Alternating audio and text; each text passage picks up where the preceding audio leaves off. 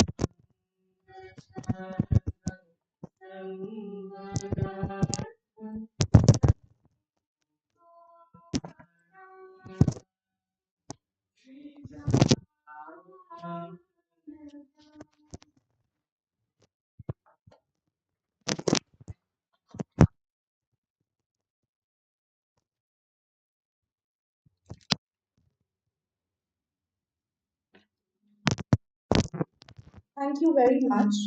I will now request Swami Shri Ramakrishna context of Basudhaiva Kutumbakam for the inaugural session. I will now request Professor Urvi Das, Department of International Relations, Jadavpur University, to kindly felicitate Maharaj. Thank you.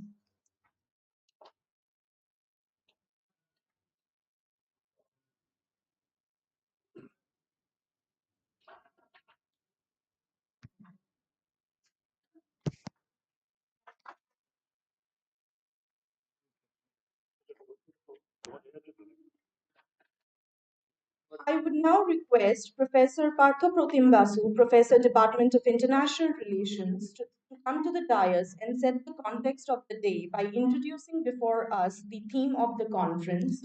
And I request Professor Shreya Montro to kindly come and felicitate, sir. Thank you.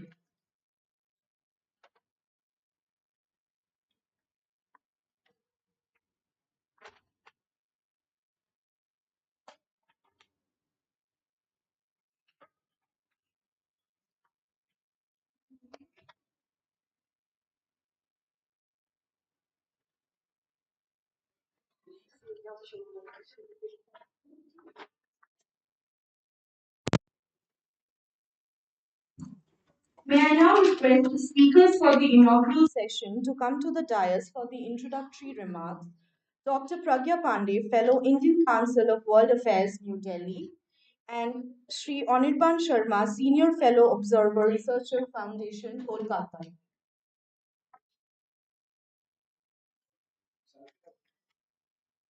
So,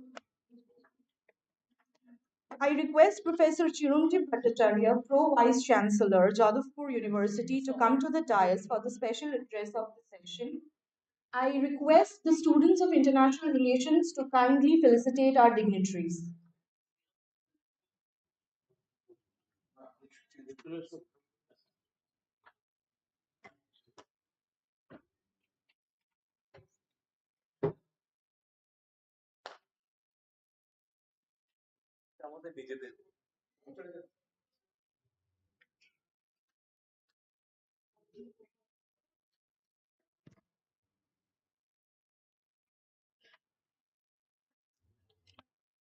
May I now request Professor Sucharitra Chattopadhyay, Dean Faculty of Arts, Jadavpur University, to please come to the dais for the special address of the session and our students to felicitate ma'am for the same. Thank you.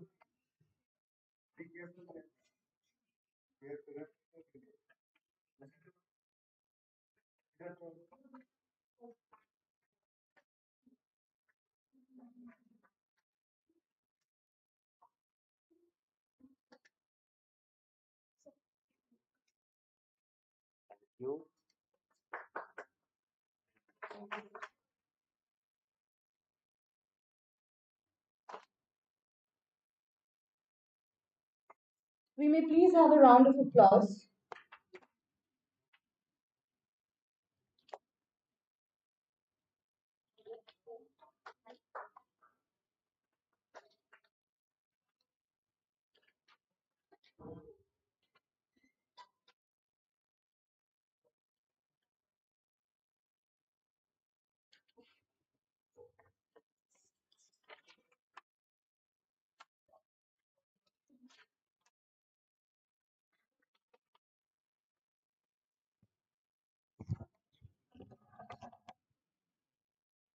I request Srimat Swami Suparnananda, Secretary, Ramakrishna Mission, Institute of Culture, Golpark, to kindly set the context of Basudhaiva Kutumbakam for the inaugural session.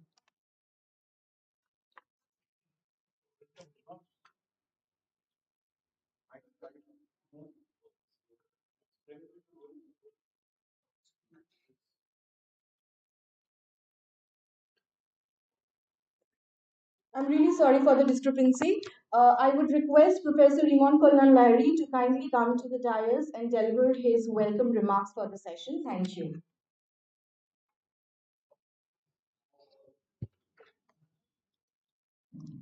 Good morning, everybody, and very, very important dignitaries on dais and prophets all over the country.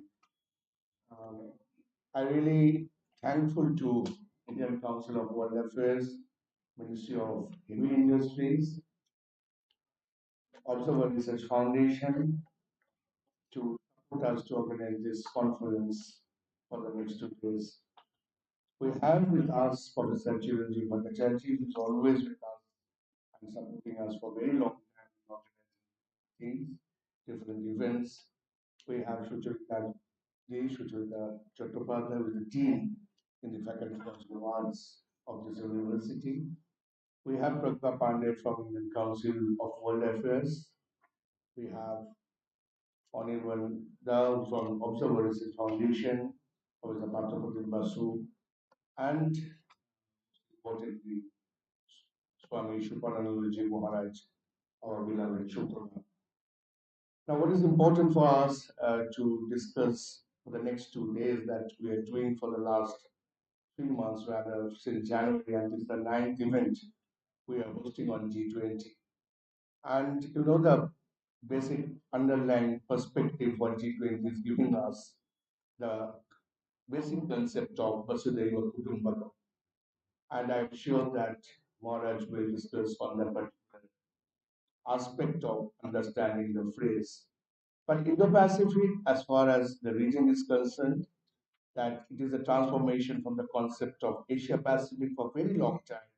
But there are many scholars like Jairam Ramesh and others who perceive the region in a different way. Sometimes they raise the issues like Chin India. But now, what is beneficial for us, the concept of Indo is preceding the idea of Pacific. So we can take the lead in the region in different aspects, not only from the perspective of militarization, or as we are discussing in the last couple of seminars, that the different aspect of security, terrorism, counterterrorism, but also from the perspective what India can give to the world. And it is now really a time that we are dealing with the soft power diplomacy for a very long time. But as we are discussing with Professor Mohammed yesterday, that it is our time to focus the secular aspect of India in the other neighborhood, or maybe the extended neighborhood of India, and where we can discuss more about Vivekananda, more about Sri Ramakrishna, who gave us the basic understanding of secular identities, and based on what we feel and what we see or what we perceive India today. Not only Vivekananda, Ramakrishna, but also along with them, maybe Gandhi, maybe Tagore, we can incorporate them, maybe Tilak, we can incorporate them, maybe Sri Chaitanya. So these are the ideas what world needs to understand now. For a very long time, we have perceived the Western version of the understanding of international relations. But it is now the time so that we can discuss more and more of these aspects where we get equality, justice, everything. Because you know that I will just end up with a quote by Swami Vivekananda, that what liberty is not the absence of restraint in the path of misappropriation of wealth, etc., by you and me, but it is our natural right to use our own body, mind, and intelligence according to our own will. And Swamiji said it long back, 150 years back, he was saying all these aspects. And his idea of modernity may be conceptualized now in the present day concept when we are just uniting different countries like UK, United States, Australia, Japan, and maybe India. And Swamiji's concept of this idea, that is intermingling of East and the West, long back. And I'm sure that this seminar will definitely give us more and more aspect to understand what India is today. I'm thankful to my colleagues, my teachers, my students, uh, that they are continuously participating in this aspect, and of course, thankful to our Pro-Vice-Chancellor, Sir, Dean Madam, and the dignitaries who have taken the trouble to come all the way to attend this conference.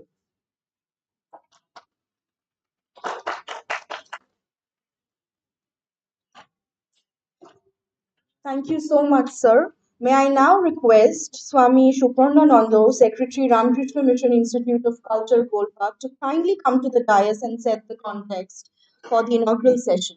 Thank you.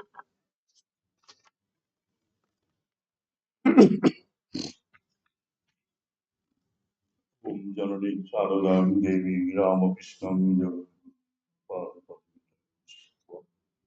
Pranama.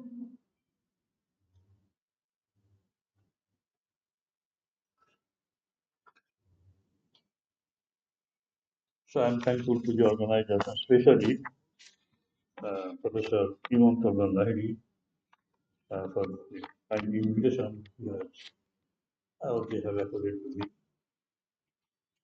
to speak about a very important topic, Basudhaiva Kutumbakam. That is well known to all of us, but its real meaning and in a personal life, we are very, very difficult, I would like to say. But there are persons, and there were persons, and maybe there are still some persons who have made it possible. The world, the entire world is ours. Entire world is mine only. I belong to the world. World belongs to me. The world or the universe in both of its aspects. Both means the micro area and the macro. The external part of the universe is called macrocosm, and the internal part is called microcosm. And we have to see the world, individual looking at the world. What's the relation? Vasudha in the universe, and we are the observers. I, an individual, how do I look at the universe around? What relation we can think of between the two, between microcosm and macrocosm? Are they different? So you may say that universe in its macro aspect is dead dull matter. Kiti of this Marut bomb. These are the five elements, I should say constituent elements. And there is nothing there in common to us. We individuals share our consciousness. But we have in us the inner part. Inner part is the body.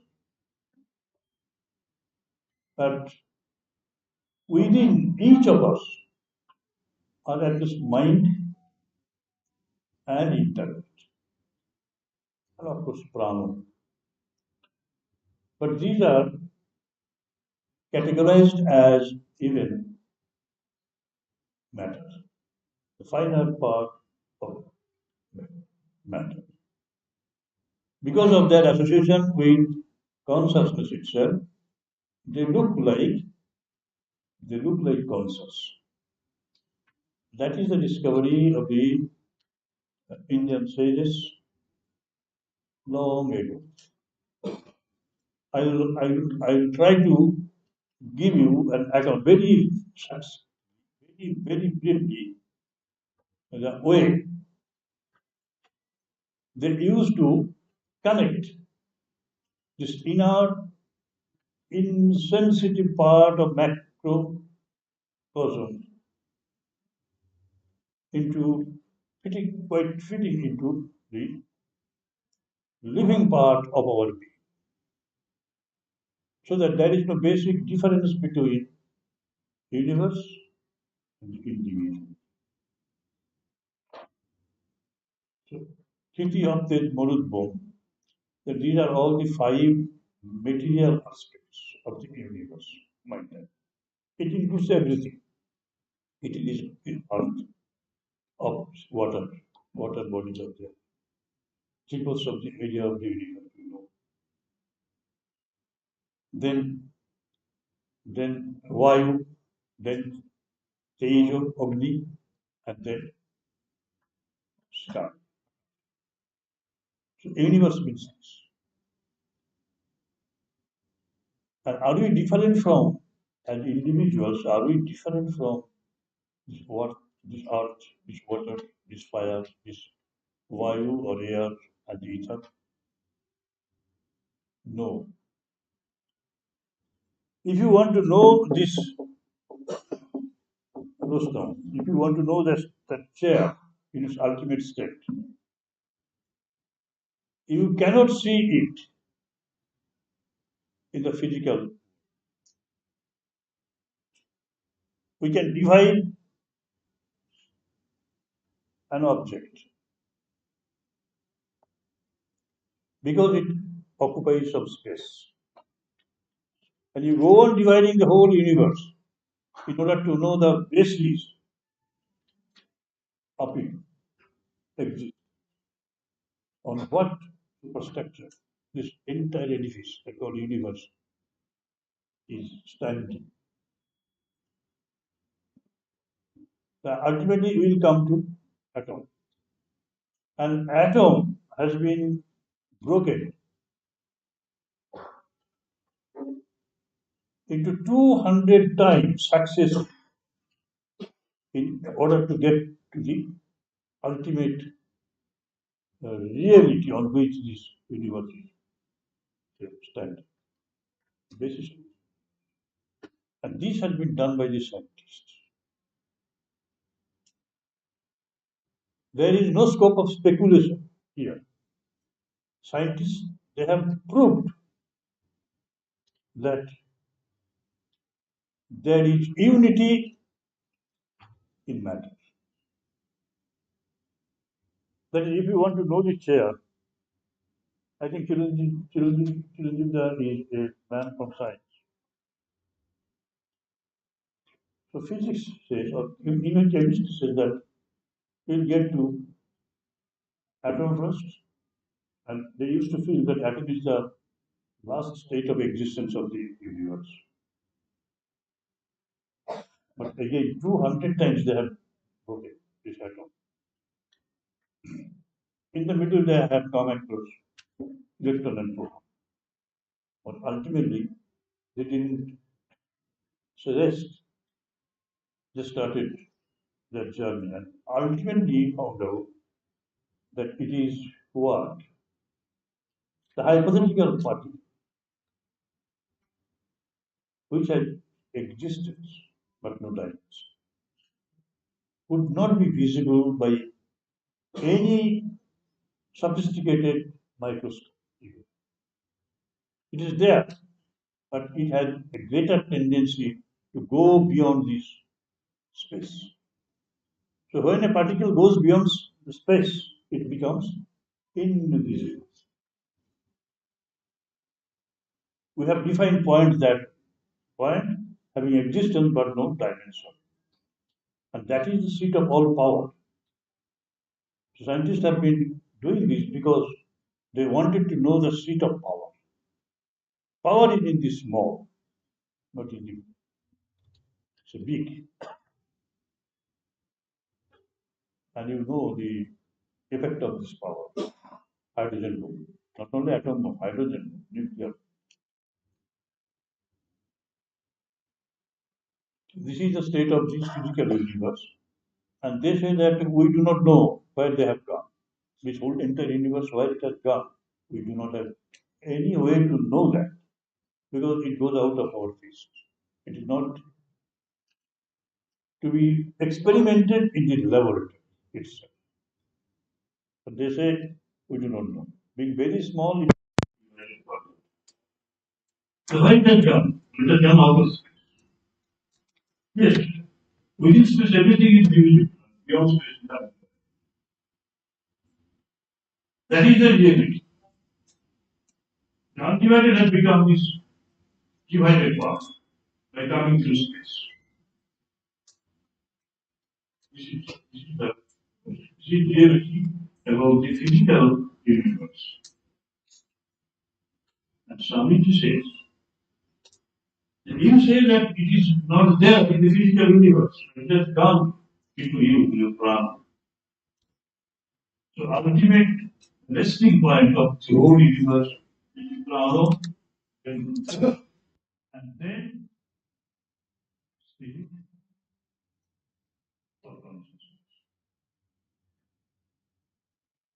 So this drive, what is even living being? It is living. It's so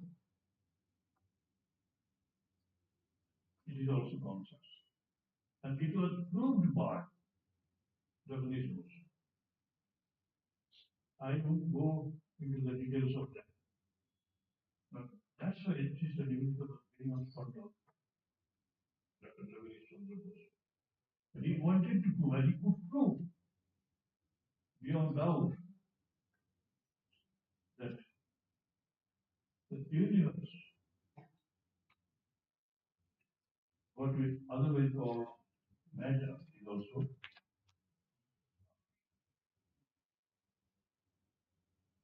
So we have established a relation between ourselves and physical beings.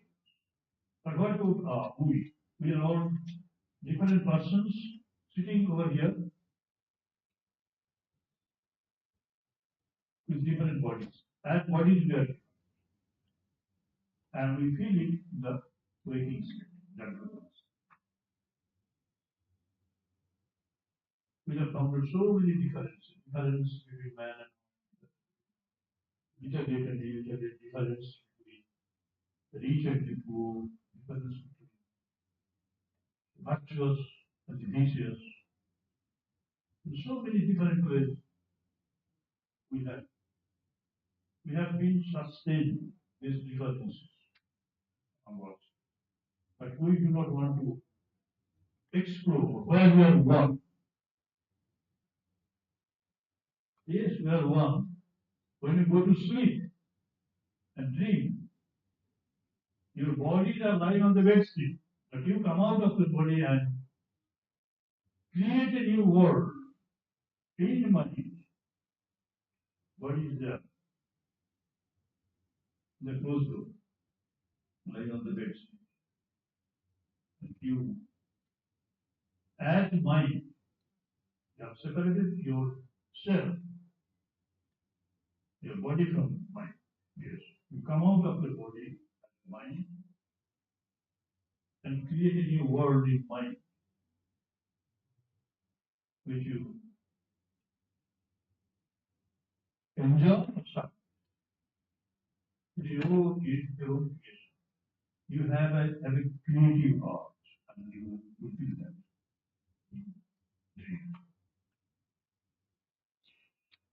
There we exist in mind. There we exist in mind. And you remember, take a song, the famous song. Our Mon Che Roy, Mone Mone, you can say, Hey Mother. Our Mon Che Roy, Mone Mone, Hey Mother. Nobody from the leader's side going to take over and correct it. How could mind sleep?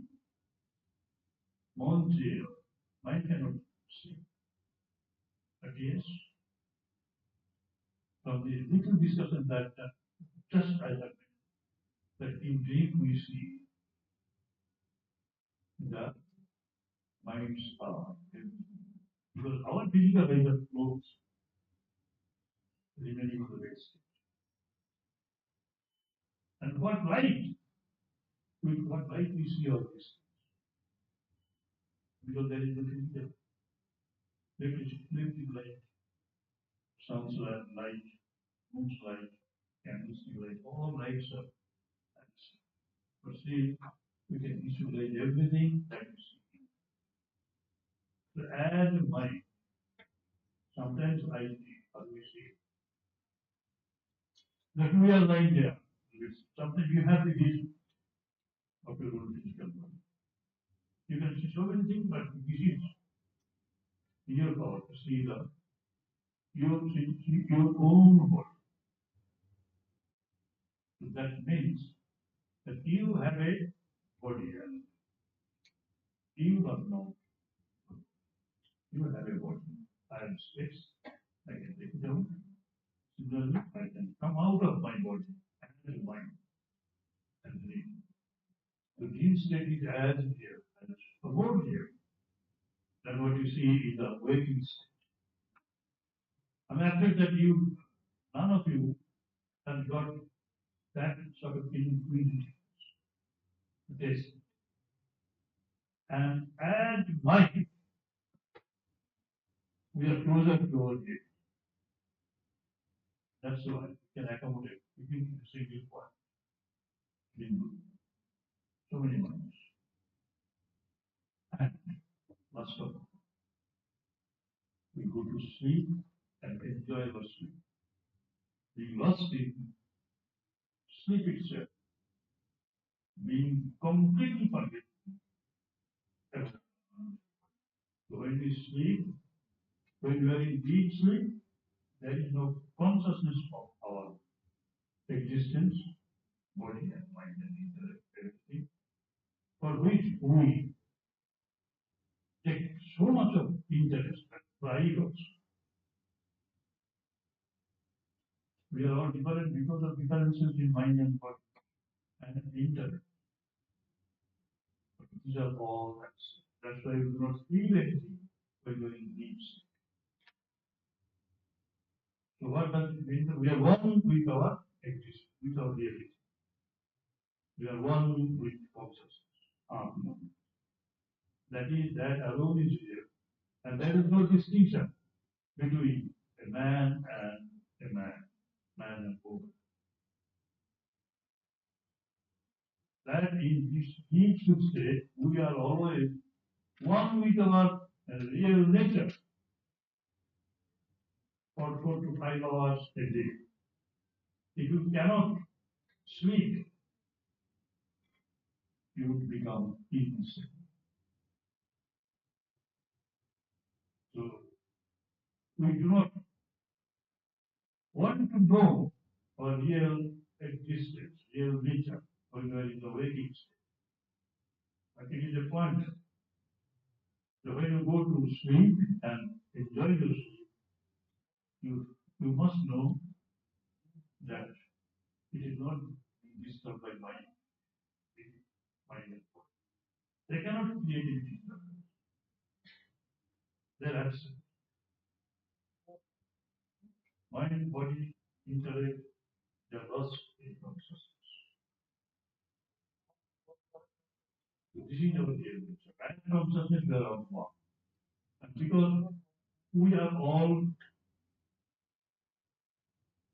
people who can go to sleep and enjoy the sleep, mind that this is our real nature and we are all potentially divine. Swamiji has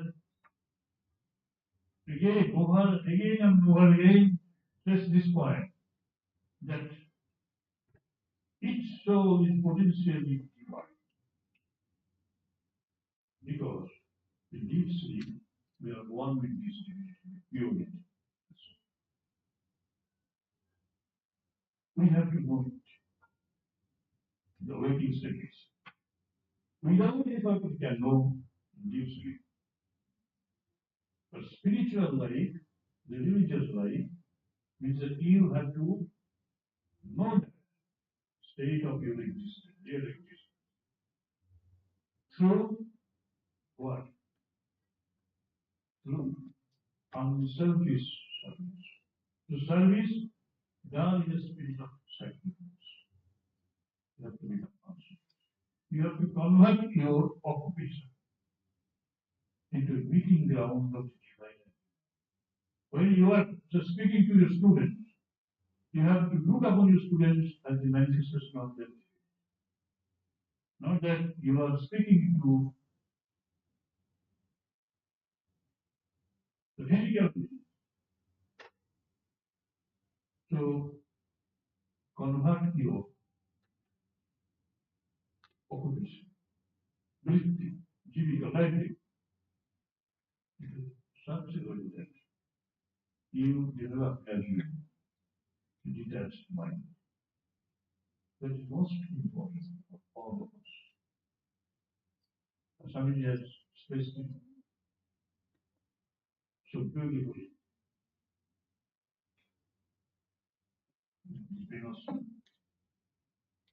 Famous poet, Shakar, Jive Prem Kore Yon Sei. Those who serve Jivo, looking upon the Jivo as an entity, he actually serves God. Mind. So the reality is this. Divinity. And what we get, the scientists have proved that the world is not made of matter only. Ultimately, it is given. It goes out of the material world, space. But we say it has come into, entered us, our plan. And as human beings, we are not just body-mind complex. We also go beyond body and beyond mind, beyond intellect. And we are one, undivided whole. That being the reality, that we are all brothers and sisters, we are all one. There is no difference between man and matter, because we just scientifically proved we have to work on it. We have to work. Nobody is harmed. We have to make others our vessel. By serving, well, sometimes we say the individual part. I stress individual part only because obvious reason that if individuals are correct, then the society, the nation, and this international development. Right. The international understanding of human unity. There is human unity. We have to first understand human unity and material unity, both. We have to understand. And gradually, we have to extend our experience. We have to stretch out our concern and love. Those who are our enemies, nobody is our enemy. Nobody is our enemy. That is very, very important. That's what I say. That individuals we produce from our schools and colleges and universities, they are self-centered, aggressive, ambitious, greedy, and competitive. Can we have an environment that is non-violent, peaceful, cooperative, and harmonious? So we have to capture unity. As individuals, if we are endowed with this concept of consciousness, living inside and outside, we are one integrated. We cannot establish a peaceful atmosphere within ourselves and in society.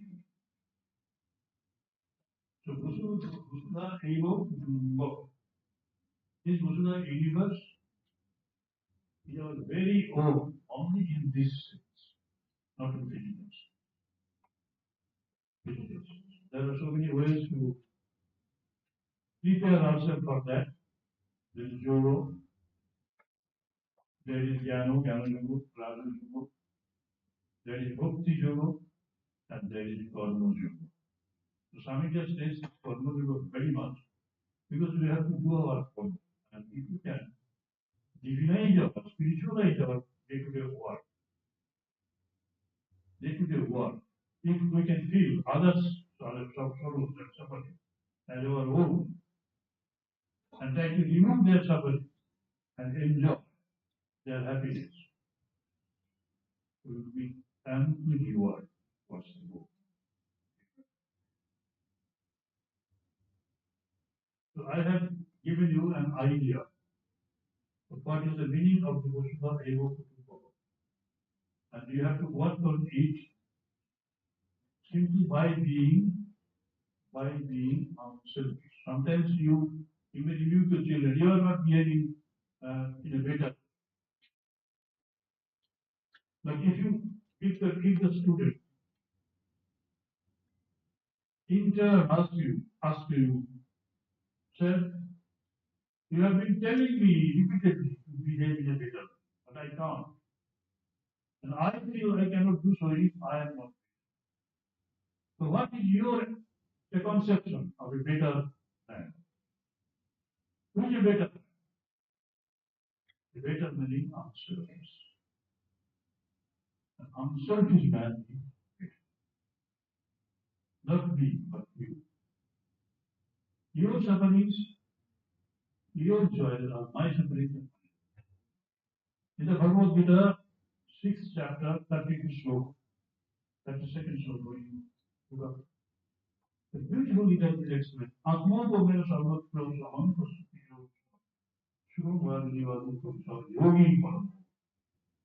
Atma ko like myself, if I can accept others' joys and sufferings, then I will be God. The rest of the yogis, so yogi param. So you did not have to go for the Himalaya. You did not have to give up the war to become that. You did not have to sit for meditation for hours together. But yes, these are all necessary, but before that, you have to purify your heart. You have to purify your. So we are supposed to serve these students. Because I am a teacher, I am worshipping them. They are my gods and goddesses. They are to be worshipped and respected, honored. But can we exploit them? So this is for one profession, the business class. Then motivates you to have maximum of profit. And they exploit the customers.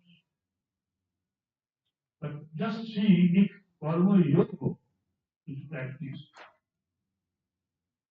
And if we can understand the real nature of Karma and its effect on us, then we would not blame any other people for the joys and sufferings that we are living with. Joys and suffering that come as a result of the karma we undergo. We have to be very much watchful on the type of karma we undergo. If we can purify our karma, we can purify our mind. And with pure mind, we have the vision of the pure that is. And that's why these people, Buddha, the Christ, Sri Ramakrishna, they are the gems of human beings. I won't say human beings, they are really bordering on divine God. They are the real source of the heart. Because they make the universe their very own. And how far you have been able to do that, then a test. After doing this selfless service, you go back in the evening, you little shrine and sit over there for meditation. And if you can have proper meditation, in a very short period of time, find that what you have been doing outside has been done with the real spirit. Yes. It is what and what that you have to make. So don't blame any other persons around you for your misfortune, for your suffering. Everything is there in you. So with this mind, if you come to face the entire world becomes very, very poor. So you are connecting the Indo-Pacific, very easy subject. and you have to make friends with them. You have to make all these people, the statesmen, people who are governing their countries, very, very, very old. But you have to approach them with such open, such a universal mind of accepting their dialogue, accepting. If you have within pettiness, greed, animosity, violence, you cannot retain for you cannot retain.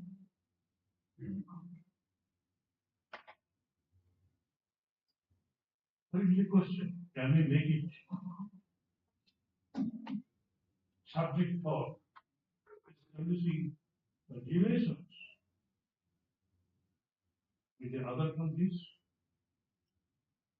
So it depends on how you manage your own damage. You say,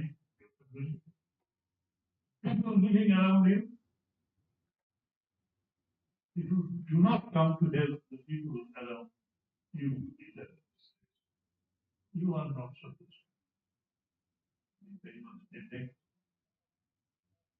In making other people of other countries,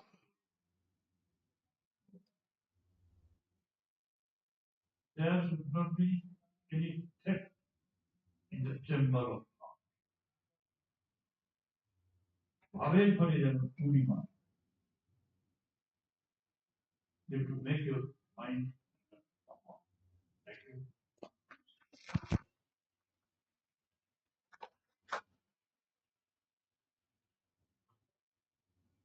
Thank you so much, Swami Suparnananda. Now I request Professor Chiranjib Bhattacharjee, Pro-Vice-Chancellor, Jadavpur University, to come to the dais for the special address at the session.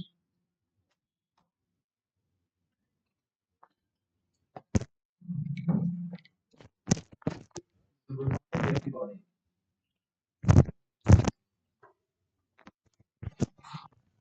Respected Swami Suparnandaji. Suparnananda. Sorry. I apologize. Swami Suparnandaji, Dr. Pandey, Professor Shri Jadavpur in Faculty of Arts, Sri Anirban Sharma, and other respected sitting on with us, and particularly our head of the department, Srimat, Lahiri, of the international relationship.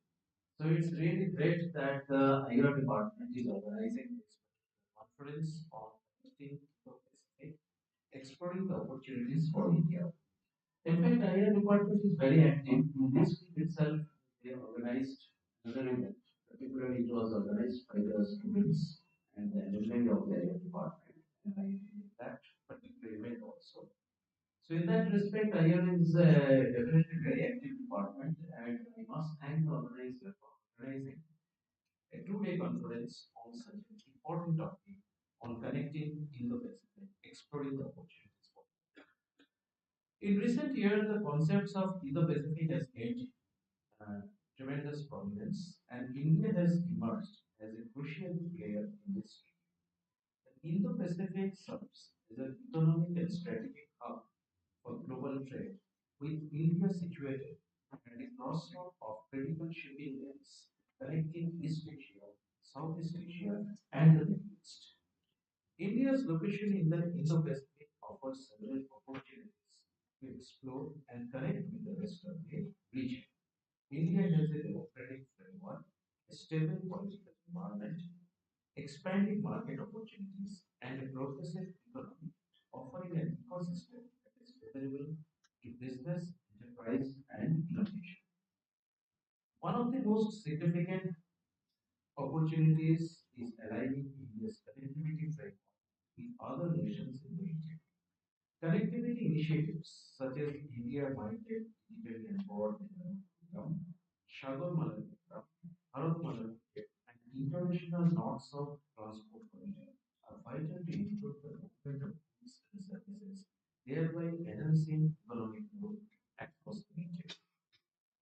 Now, in this particular region, the 10 countries has formed an association of South Asian nation, which is also known as the Asia. Only the Asian is not the organization. It is EAN, the Association of Southeast Asian Nation, which is a regional grouping that aims to promote the economic and security cooperation among its 10 members: Brunei, Cambodia, Indonesia, Laos, Malaysia, Myanmar, Philippines, Singapore, Thailand, and Vietnam. India's Act East policy provides a platform for Asian countries and Japan, supported by economic, cultural, and strategic friendship. As a matter of fact, the Asian India Free Trade Area, signed in 2009, has successfully increased economic cooperation between the Asian countries and India, opening up new market opportunities and businesses. India is also a significant player in the development Bay of Bengal region, an area that is prone to geopolitical turmoil. India's infrastructure development projects located near the bay, including the expansion of and the establishment of multilateral trade partners, will enhance economic interdependencies and stability in the region, thereby improving the global supply chains. The Indo-Pacific is also a vital area for cybersecurity, and while the Indian industries have grown in the recent years, there is still more to work. There is still more work to be done on this front. An emerging, an emerging talent, a growing information technology market, unique demography, and transformative in applications of artificial intelligence, and the development of cybersecurity solutions that cater to the Indian market are significant opportunities to foster growth and create a more integrated Indo-Pacific community. Finally, in conclusion, India's Act is combined with the state location and deepening ties with the countries in the region are just some of the many opportunities available for India to explore and connect more deeply with the Pacific. India has already taken several strides towards creating a more integrated Indo-Pacific community, but there is still a lot of work to be done. India is ready to step forward and work collaboratively to explore these opportunities and promote regional stability and prosperity. And I am confident that together we can achieve this shared goal. So with this, I am concluding, and please excuse me that I have to leave also. I have a lot of work. As a Pro-Vice-Chancellor, and today also I am acting Vice-Chancellor as our honorable not president, yes, we for some. So in this I'm concluding, and I hope this conference will enlighten all of us on this particular important topic on the Indo-Pacific collaboration and the opportunities that India can have in future, or how the India can exploit the business opportunities in this particular region. With this, I want to conclude, and I again thank Swami Shampuranandaji for Suparnandaji. Okay, Suparnandaji for his nice lecture, which definitely enlightens me and his that much. With this, good thank you. আমি একটা কথা বলি, the common sense logic is there. I am in all what is we. The plural form of I is we. আমি plural হচ্ছে কি আমরা, that means আমরা means দুটো আমি, দুটো আমি কি পাবো, দুটো আমি means আমি, 200 crores of ami will not produce. Still I alone am there. That's why it is I Aham Brahmasmi. I am all. I am all. Aham Brahmasmi. Similarly, your plural is তোমরা, তুমি তোমরা, দুটো তুমি পাওয়া যাবে এবং দুপুরি তুমিও পাওয়া যাবে। তাহলে even with two person you cannot have plurality. You are always তৎ তৎ তো these তুমি সব সর্বব্যাপী, আমিও সর্বব্যাপী। These are the two Mahabharats, great books, great sentences that become at philosophy. Aham Brahmasmi, Tat Tamasmi. But in Vyakaran, in grammar, we have the plural problem. I am. But in philology,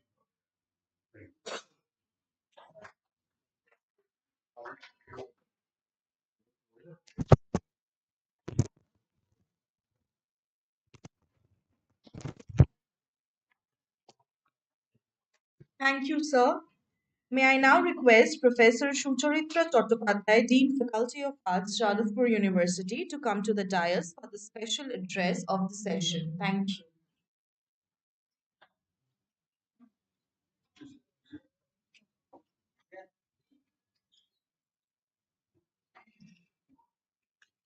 Thank you. It's a pleasure and an honor to be here today as a special guest of honor on behalf of Jadavpur University and also on behalf of the Faculty of Arts. I welcome all the delegates and also congratulate the Department of International Relations for organizing a conference of such relevance. I am not an expert in the subject and I will not uh, try to come up with comments on the topic because I'm far removed from it. But I would like to say in this context that in today's reality, the world is shrinking very fast. Connectivity has made us come closer, and it is eminently possible to reach out to others and share thoughts. Earlier, when we were growing up, even in our student days, that was not even a distinct possibility. Physical traveling was needed. So it is easier for us to communicate with people, and it is imperative that we try to cash on to the facilities that this world offers us. And therefore, I think it would be of tremendous interest to see what critical purviews come up during this 2 day conference and researchers across geographical boundaries, across cultures, will be putting their minds together, putting their thoughts together, and I'm sure the conference will end with a storehouse of possibilities of future research, future collaborations, and definite ways out of the problems that we are able to identify.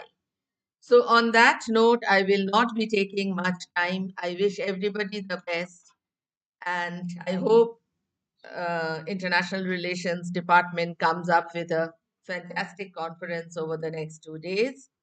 And I also would like to excuse myself because I have to run to attend another meeting. Thank you, everybody, and all the best.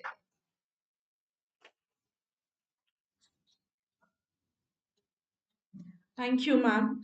I would now request Professor Partha Basu, Professor, Department of International Relations, to come to the dais and set the context of the day by introducing before us the theme of the conference. Thank you.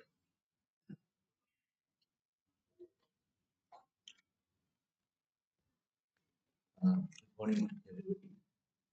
And the theme is very much there before us, that is connecting Indo-Pacific and the opportunities it opens up for India.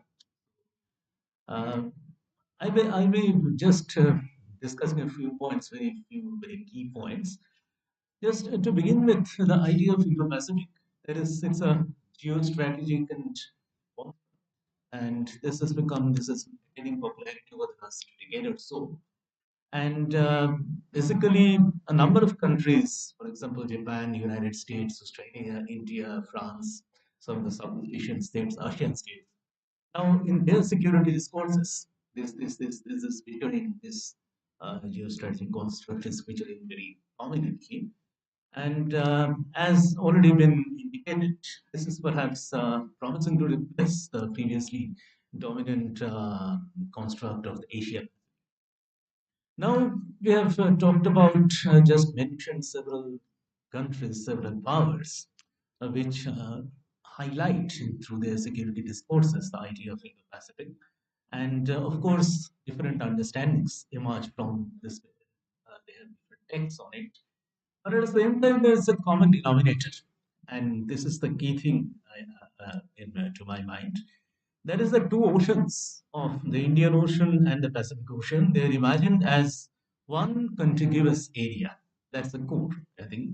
And this idea, this notion is based on the fact that, huge volumes of world's flow of goods and energy supplies are transported via the sea routes that lie through this ocean.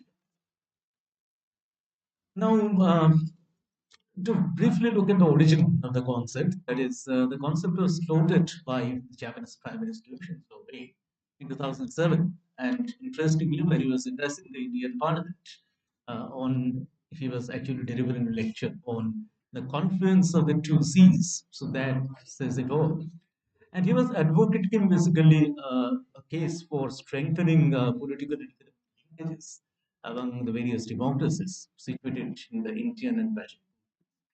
And for securing this was important from his perspective. It was important for securing the sea lanes and promoting economic prosperity for states. But we also have to acknowledge that the concept gained traction when it was the United States. A number of presidents from the United States, from Obama, Trump, and even Biden, when they lent their weight behind this concept around 2016, 17, 19, and following this, several countries actually adopted this Indo-Pacific construct. We have already mentioned the major countries that this connection. But we also need to emphasize that following this adoption of this concept by the United States, the Indo-Pacific emerged as an arena in which the growing rivalry between the United States and China playing out. Now, finally, turn to the case of India, because we are also talking about we are also highlighting, as Professor Lahiri emphasized, we are also highlighting the Indo part of the Indo-Pacific, and we are talking about the opportunities open for India. Now, Indian foreign policy remained for a long time, in fact, till the end of the 20th century, on the continental borders. Obviously, the major challenges, the major threats, they are emanating from the northern and northeastern borders. Of course, it did not neglect the maritime aspect of power, but at the same time, we can say that it is in the 21st century. It is in the 21st century that the maritime domain seem to acquire greater focus, greater salience in Indian foreign policy. And of course, the transition from India's focused policy to activist policy certainly had something to do with this emphasis in Indian foreign policy as well. And it was the Prime Minister Narendra Modi's address in the Shangri-La dialogue held in 2018 in Singapore. In this dialogue, he outlined the vision and policy elements of regarding Indo-Pacific. And of course, there was at the back of his speech, at the back of these ideas, that there's the idea of preventing China from dominating this particular region. But at the same time, there was a call for a very general kind of call for an open and inclusive order, promoting an open and inclusive order in Indo-Pacific based on respect for sovereignty and territorial integrity of all. Now, finally, to cut to the present, as far as the present focus, the present concern is Indo-Pacific is concerned, we can identify two aspects. On the one hand, it is evolving as an area of potential political and military contestation and confrontation. But on the other hand, we find that it's opened up multifold avenues of global and regional economic cooperation. So it's also true that the contours of the Indo-Pacific strategies of the different countries we have mentioned, or for that matter, the regional groups, they diverge, they vary very widely. For example, at one end, we have the confrontationist attitude adopted by the United States. But on the other hand, we have the ASEAN or the European Union, who adopt a more inclusive kind of attitude, more benign and inclusive kind of attitude. Yet we find that there are many points of convergences, and these multiple points of convergences open up different kinds of opportunities for India as well. I'll just conclude by mentioning a few. First of all, there is the question of maritime security, enhanced military cooperation to secure water and sea lanes. But on the other hand, there's also possibilities for maritime cooperation to ensure sustainable use of maritime resources, promoting blue economy, mitigating maritime pollution or various climate-induced sea level rise and other kinds of issues. Thirdly, we can talk about improving connectivity. Connectivity both in the transport dimension, human connectivity, digital connectivity. And when you talk about digital agenda, you can also talk about seeking cooperation on futuristic technologies like the transition from 5G to 6G. But we should keep in mind that China has been dominating the 5G technology. So obviously, so that sets a backdrop for working on 6G technology, seeking cooperation with others. And last but not the least, there is the clamor for uh, supply chain diversification, and this is also emerging very prominently in India for schools today. And this definitely gives India potential, kind of an opportunity to leverage its potential for emerging as a preferred destination for multinational. So I hope that these issues will be taken up in the subsequent sessions, and I congratulate the organizers for uh, organizing this very important conference from Asia Pacific to Pacific, and I mean, wish this uh, throughout.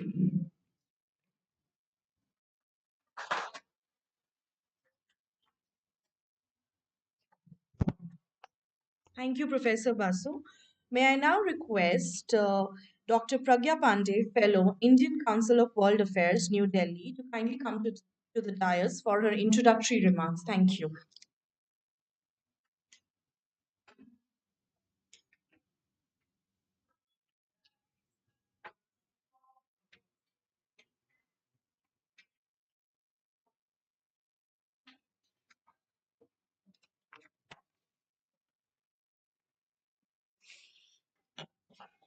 Very good morning to all of you.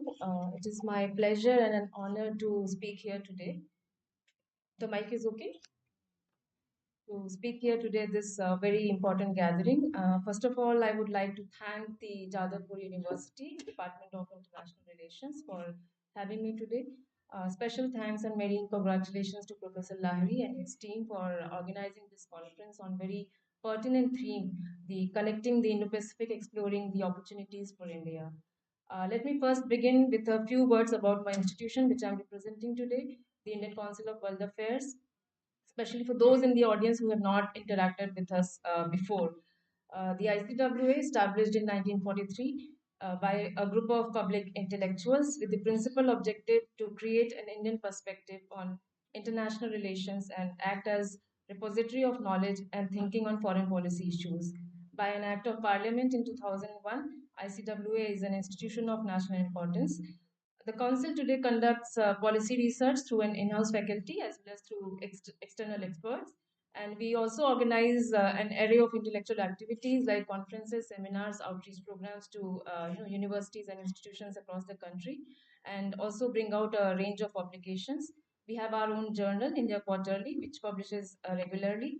And the Council has MOU with around 50 MOUs with international think tanks and research institutions, and we also partner with the leading research institutions and think tanks, universities in India. One of the important initiatives of the Council is the outreach. to the institutions and universities across the country. It is under this scheme that today we are collaborating with the Jadavpur University for this conference. And I'm very glad that this collaboration will be very fruitful, and very sure that it will be very enlightening discussion will be taking place over the next over the 2 days. Since we are going to discuss matters maritime in this conference, I must mention that ICWA have made a conscious effort to focus on issues related to maritime security, and a focus has been a great deal on the strategic affairs of the Indian Ocean and the wider Indo-Pacific region in our research, in our outreach activities.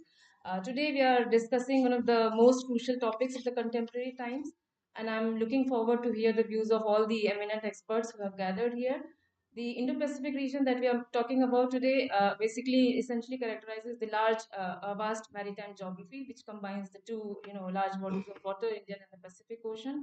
The region has been gaining immense strategic, economic, political, and diplomatic significance across the wide spectrum. And there is certainly significant economic and strategic value attached to the Indo-Pacific region. For India's vision for the region stands for a free, open, inclusive, and rules-based region, as enunciated by our Prime Minister, Shri Narendra Modi, at the Shangri-La Dialogue in 2018. Today, we are meeting at a time of heightened strategic uncertainty, not just in the region but across the world. So, I will elaborate with these issues further in my presentation in the technical round. For now, without taking much time, I will stop here and look forward to the fruitful discussion. And I'm confident that deliberations of the conference will be very stimulating and productive. Thank you very much.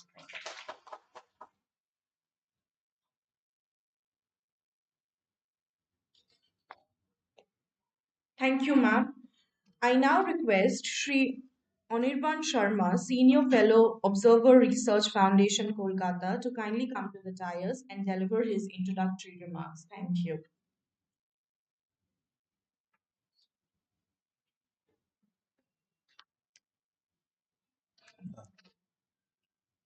Dear Professor Imankalyan Lahiri, Professor Partha Pratim Basu, Dr.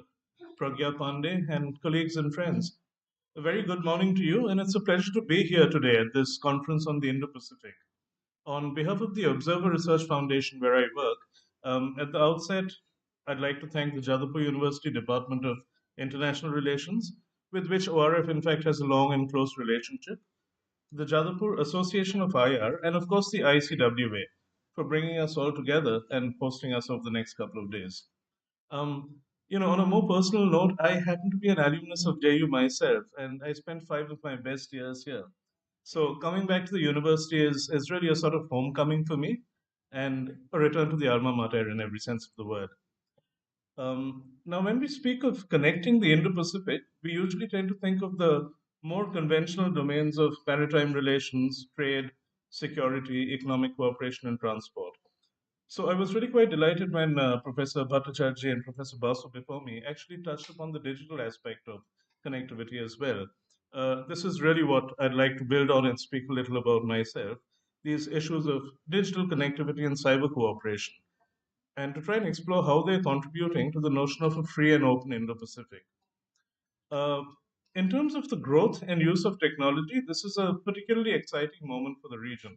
And the moment, in fact, has given rise to the phrase the digital Indo Pacific. Now, the concept of the digital Indo Pacific is linked to three factors, really. First, the region hosts the largest and most rapidly growing internet user bases in the world, accounting for a little over half of the world's internet users. Now, these users are primarily young and mobile. Over 90% access the internet using their phones. So that really means a target user base very much like yourselves and the audience here. And it's largely because of them that e-commerce and fintech services are booming across the region today. So this is a highly engaged and wired user base, and people in Thailand, the Philippines, Indonesia, Malaysia, and India spend the most time online on their phones in the world. All right, so that's something for all of us to be proud of. Second, the search for alternatives to the the US China trade wars has prompted several countries in the Indo Pacific to boost investments in domestic technology, capacity building, research and development, and skilling. So there is also a move within the region towards self sufficiency, and we call it Atma Nirbharata in some ways, right? Third, The upheavals caused by the COVID pandemic have driven home how essential and fragile global technology flows can be. For the better part of the last 2 years, governments, businesses, and individuals have had to rely on online means for continuity. And within the Indo Pacific, this has led to a greater appreciation of the importance of digital goods and services, and also a greater scrutiny of the bottlenecks created by global supply chains. Now, given this broad context, clearly bilateral technology partnerships have a crucial role to play in building stronger digital ecosystems across the region. And several such partnerships exist across the Indo Pacific, producing significant outcomes. And it goes without saying that we need more instances of tech cooperation of this kind. And India, because of its status as a global digital powerhouse, is really quite central to some of these digital and tech partnerships in the Indo-Pacific. And I'd like to draw your attention to just a couple of the relatively more high-profile initiatives involving India. So we have the India-Japan Digital Partnership, for example, and its offshoots. And we also have the Australia-India Cyber and Critical Technology Partnership. Now, the India-Japan partnership, as you may know, was signed in 2018 and has focused on developing the startup ecosystem in both countries, promoting electronic system design and manufacturing, tech R&D cooperation, and digital security-related collaborations. A couple of years ago, in early 2021, India and Japan, in fact, signed an MOU to strengthen cooperation in the field of ICTs and 5G standardization. So, this relationship with Japan is one that is burgeoning, it continues to grow, and we really do have very close bilateral ties with Japan as a result. Under the Australia India Cyber and Critical Technology Partnership, on the other hand, organizations from both countries have been working together since 2020 to develop ethical standards around emerging tech such as AI, 5G, 6G, the Internet of Things, quantum computing, blockchain, and big data. So these are the two relatively more talked of ones, but then we also have a thriving cyber cooperation relationship with Bangladesh, which took off just a year ago, right? So these sorts of agreements are quite central to promoting cybersecurity in the region. Now, this focus on Japan, Australia, and India brings me to my final point, which is about the Quad and its implications for cyber cooperation in the Indo Pacific. Globally, the incidence of cybercrime and cyber attacks has virtually exploded since 2020, and this is certainly true of the Quad and the Indo Pacific too. Fortunately, cybersecurity cooperation has been a built in feature of the Quad since its birth. At the very first Quad Leaders Summit in 2021, for instance, heads of government agreed on the need for stronger tech and cyber cooperation. Several mechanisms have since been set up to translate these intentions into action, and a broad range of multi stakeholder cyber projects are in operation today. All of these generally try to aim to improve the defense of nations' critical infrastructure, fight ransomware, and importantly, strengthen law enforcement for tackling cybercrime. So, as a next step, what is important is for the Quad to evolve cyber capacity building programs that can be opened up to other partner nations in the Indo Pacific. And the Quad could also initiate similar cyber engagements with other regional forums, most notably the ASEAN, of course. So, I'd just like to conclude by observing that some of the digital opportunities and challenges in the Indo Pacific and opportunities for India really might best be addressed by a combination of increased bilateral tech cooperation, deeper plurilateral and minilateral engagements, and capacity building efforts in third countries. So, in the next couple of days, as you discuss these topics, I do hope you're able to touch upon some of these points in the course of this conference. And here's wishing you the very best for your deliberations. Thank you very much.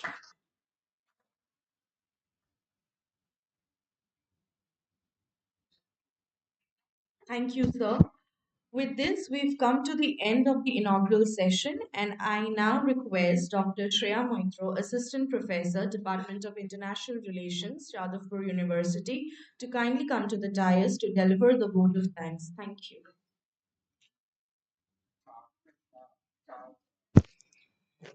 Thank you very much. I hope all of you are uh, engaged with this session already, and it has hopefully been able to orient and initiate you to the basic thematic scope of the conference connecting the Indo Pacific, exploring the opportunities for India.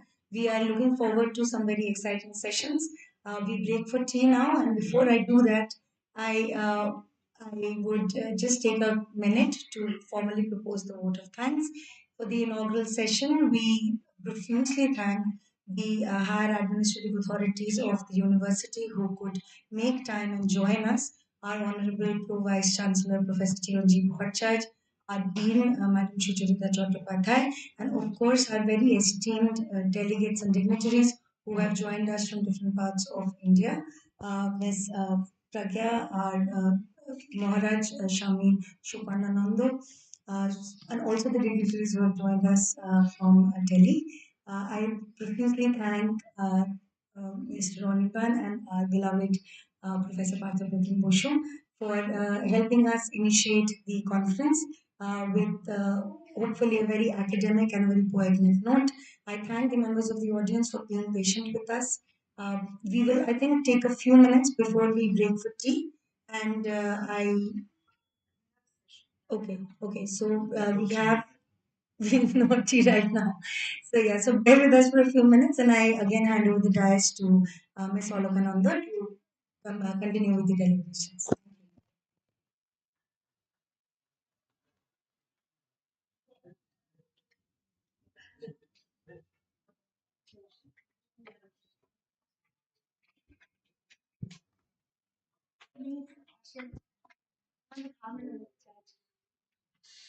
Thank you, ma'am. I would invite the distinguished panelists today to deliver the keynote address for today's deliberation. Professor Chintamani Mahapatra, founder and honorable chairperson, Kalinga Institute of Indo-Pacific Studies, and retired professor and former Pro-Vice-Chancellor, Jawaharlal Nehru University. Professor Shivashish Chatterjee, Professor, Department of International Relations, Jadavpur University. And I request Professor R.K. Satpathy, former Director, ICSSR, NERC, to kindly take over as the chair for the session. I would request the students of Department of International Relations to kindly felicitate our panelists and the chair. Thank you.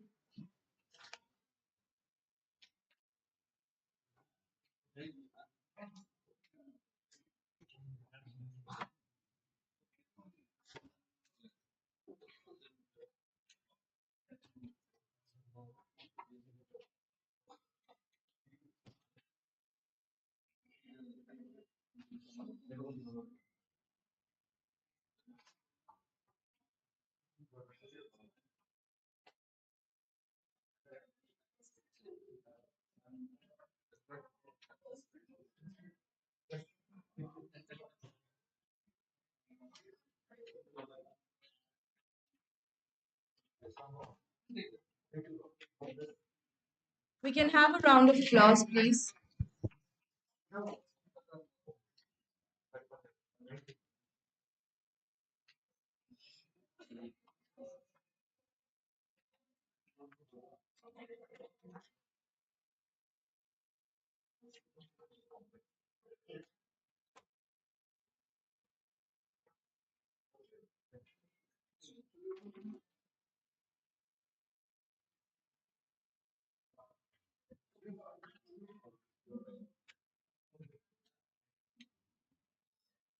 I request Professor R.K. Satapathy to kindly take over as the chair for the session.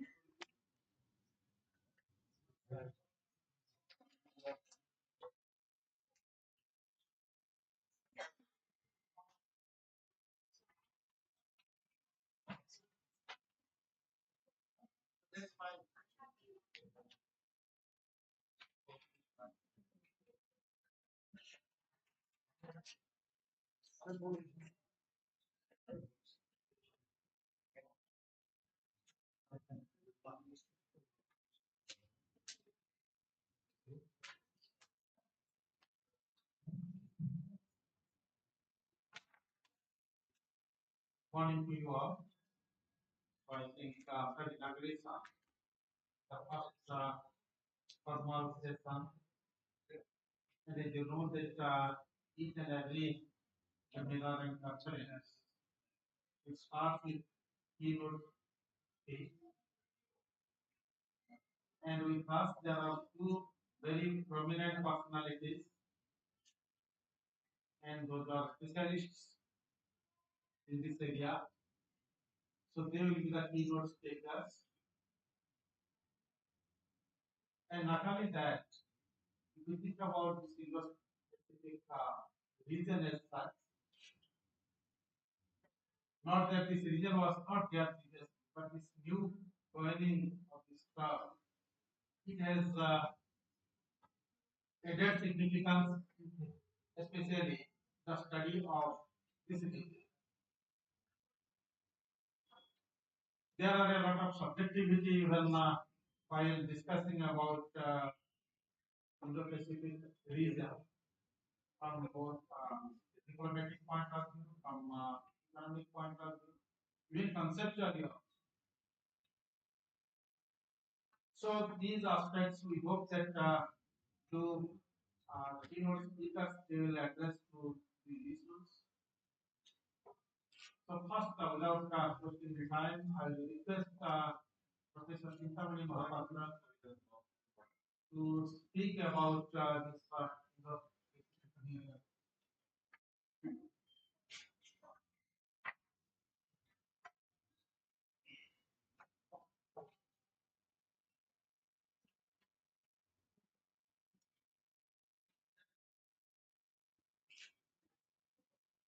Good morning, namaste to all of you. Thank you, Dr. Lahiri, for giving me the opportunity to share a few thoughts. On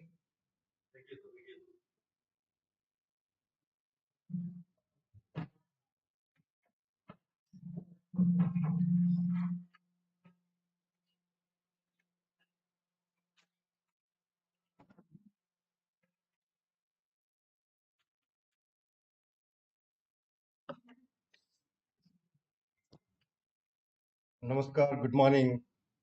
Thank you, Professor Lahiri and the Department of International Relations for holding such a wonderful uh, conference and giving me an opportunity to share some of my thoughts, all of you, on such an important subject today in the mainstream IR discussion debate taking place around the world.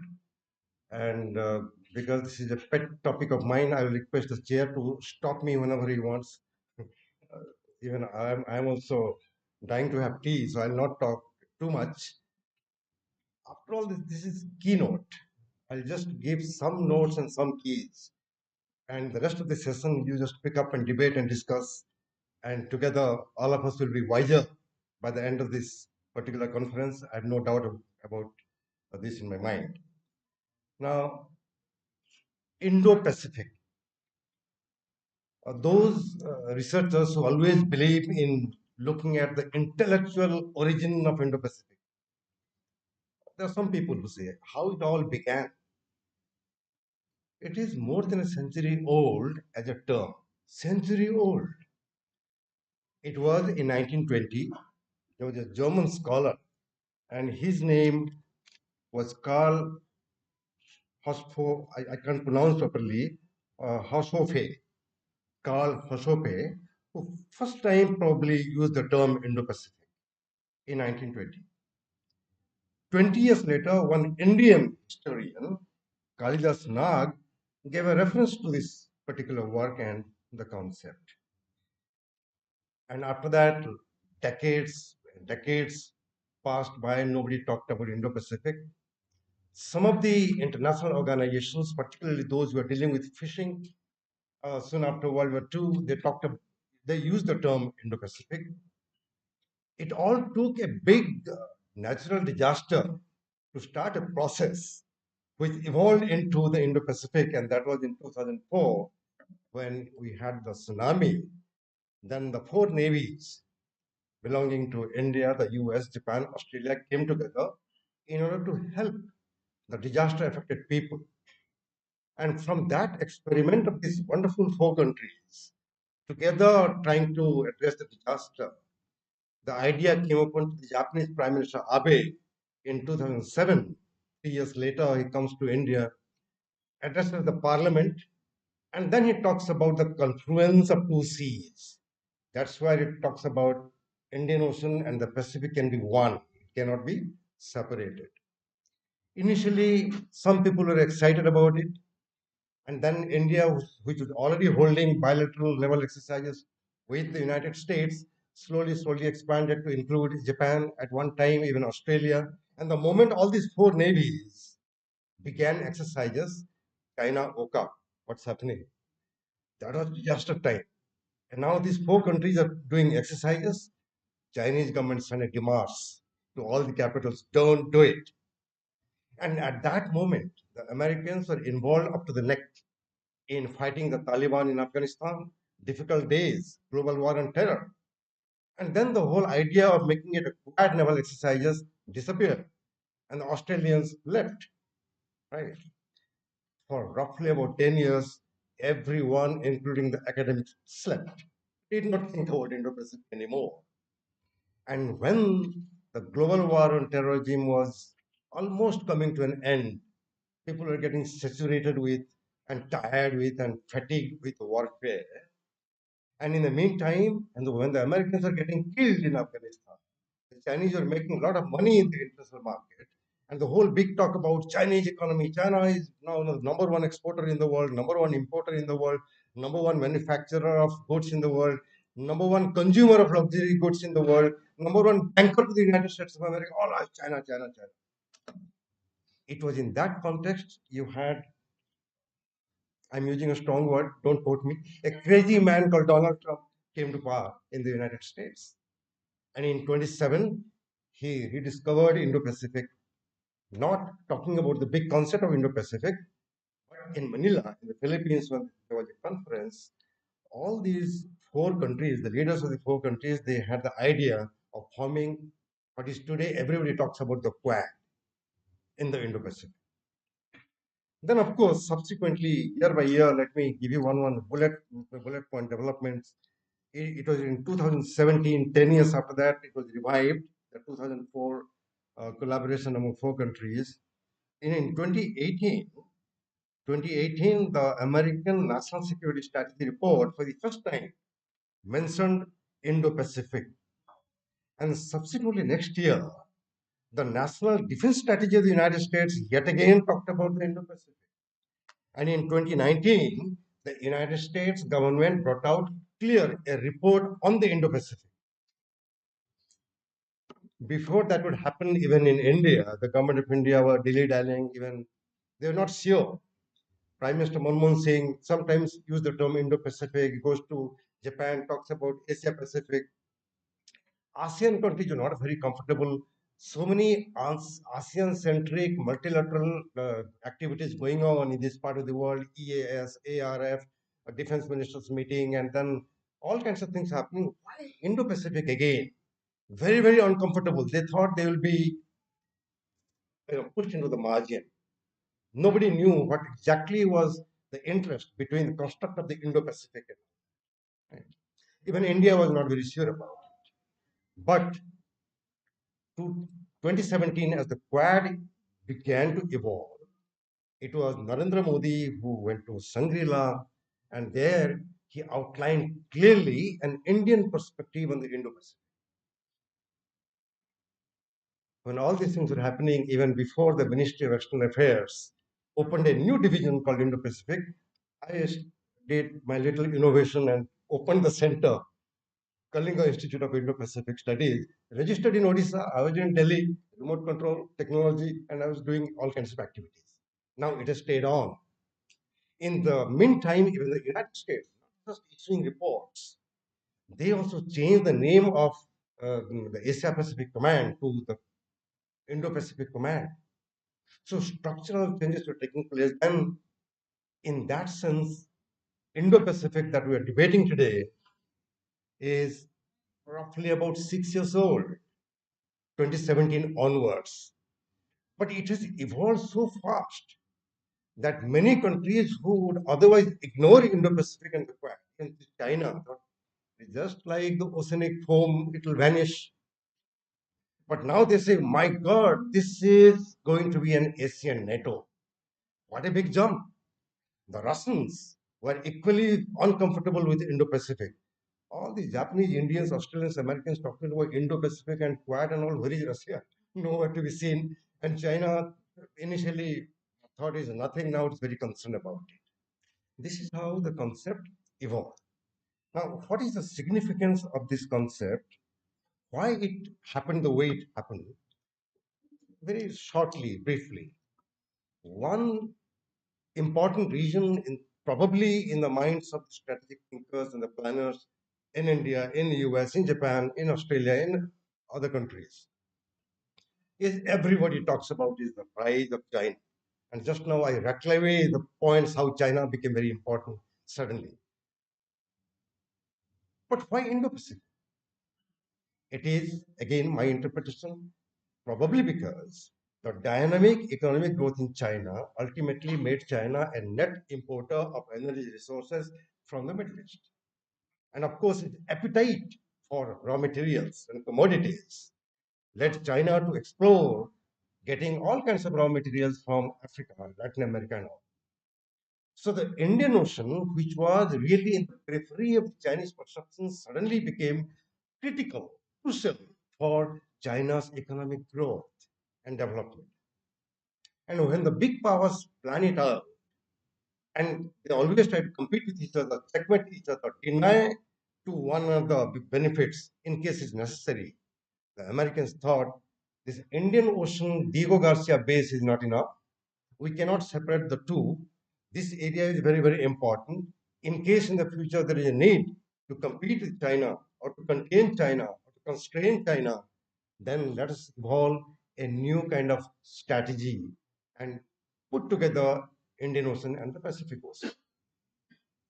That served India's purpose very well.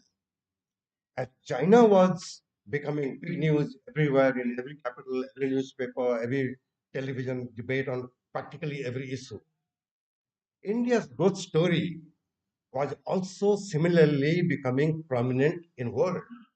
Within India, many Indians would keep on crying, no, no, a lot of poverty, a lot of politicking, all kinds of Indian problem, all of us know very well.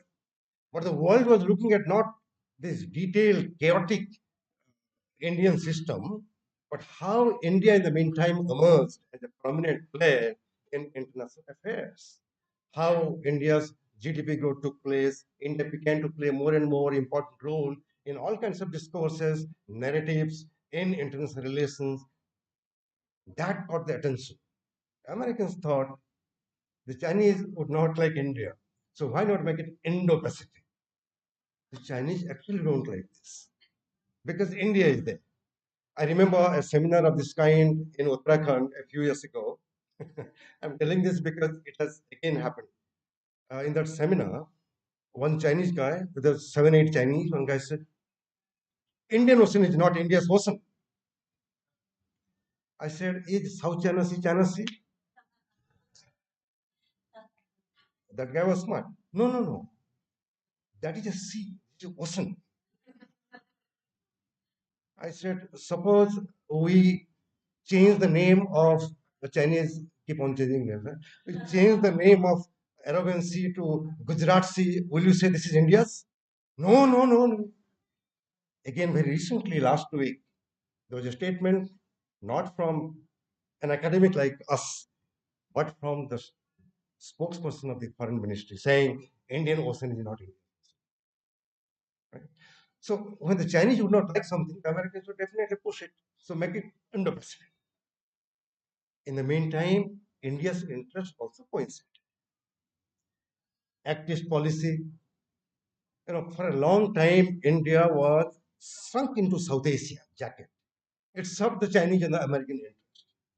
But after the end of the Cold War, when we tried to look beyond South Asia, talked about look east, then act east, then act super fast east under Narendra Modi. It served our purpose. If China can open a Gaza port here, can't we send a few vessels to South China Sea? For a long time before this thing happened, India was tight-lipped about what the Chinese would do, whether denying visa to somebody traveling from Kashmir or creating some naughty things along the border. We're tight-lipped about it. But the first time when the Prime Minister goes to the United States and issues a joint statement and openly says, we are concerned about developments in South China Sea. That was one of the reflections of India becoming assertive, more open, rather than maintaining studied silence.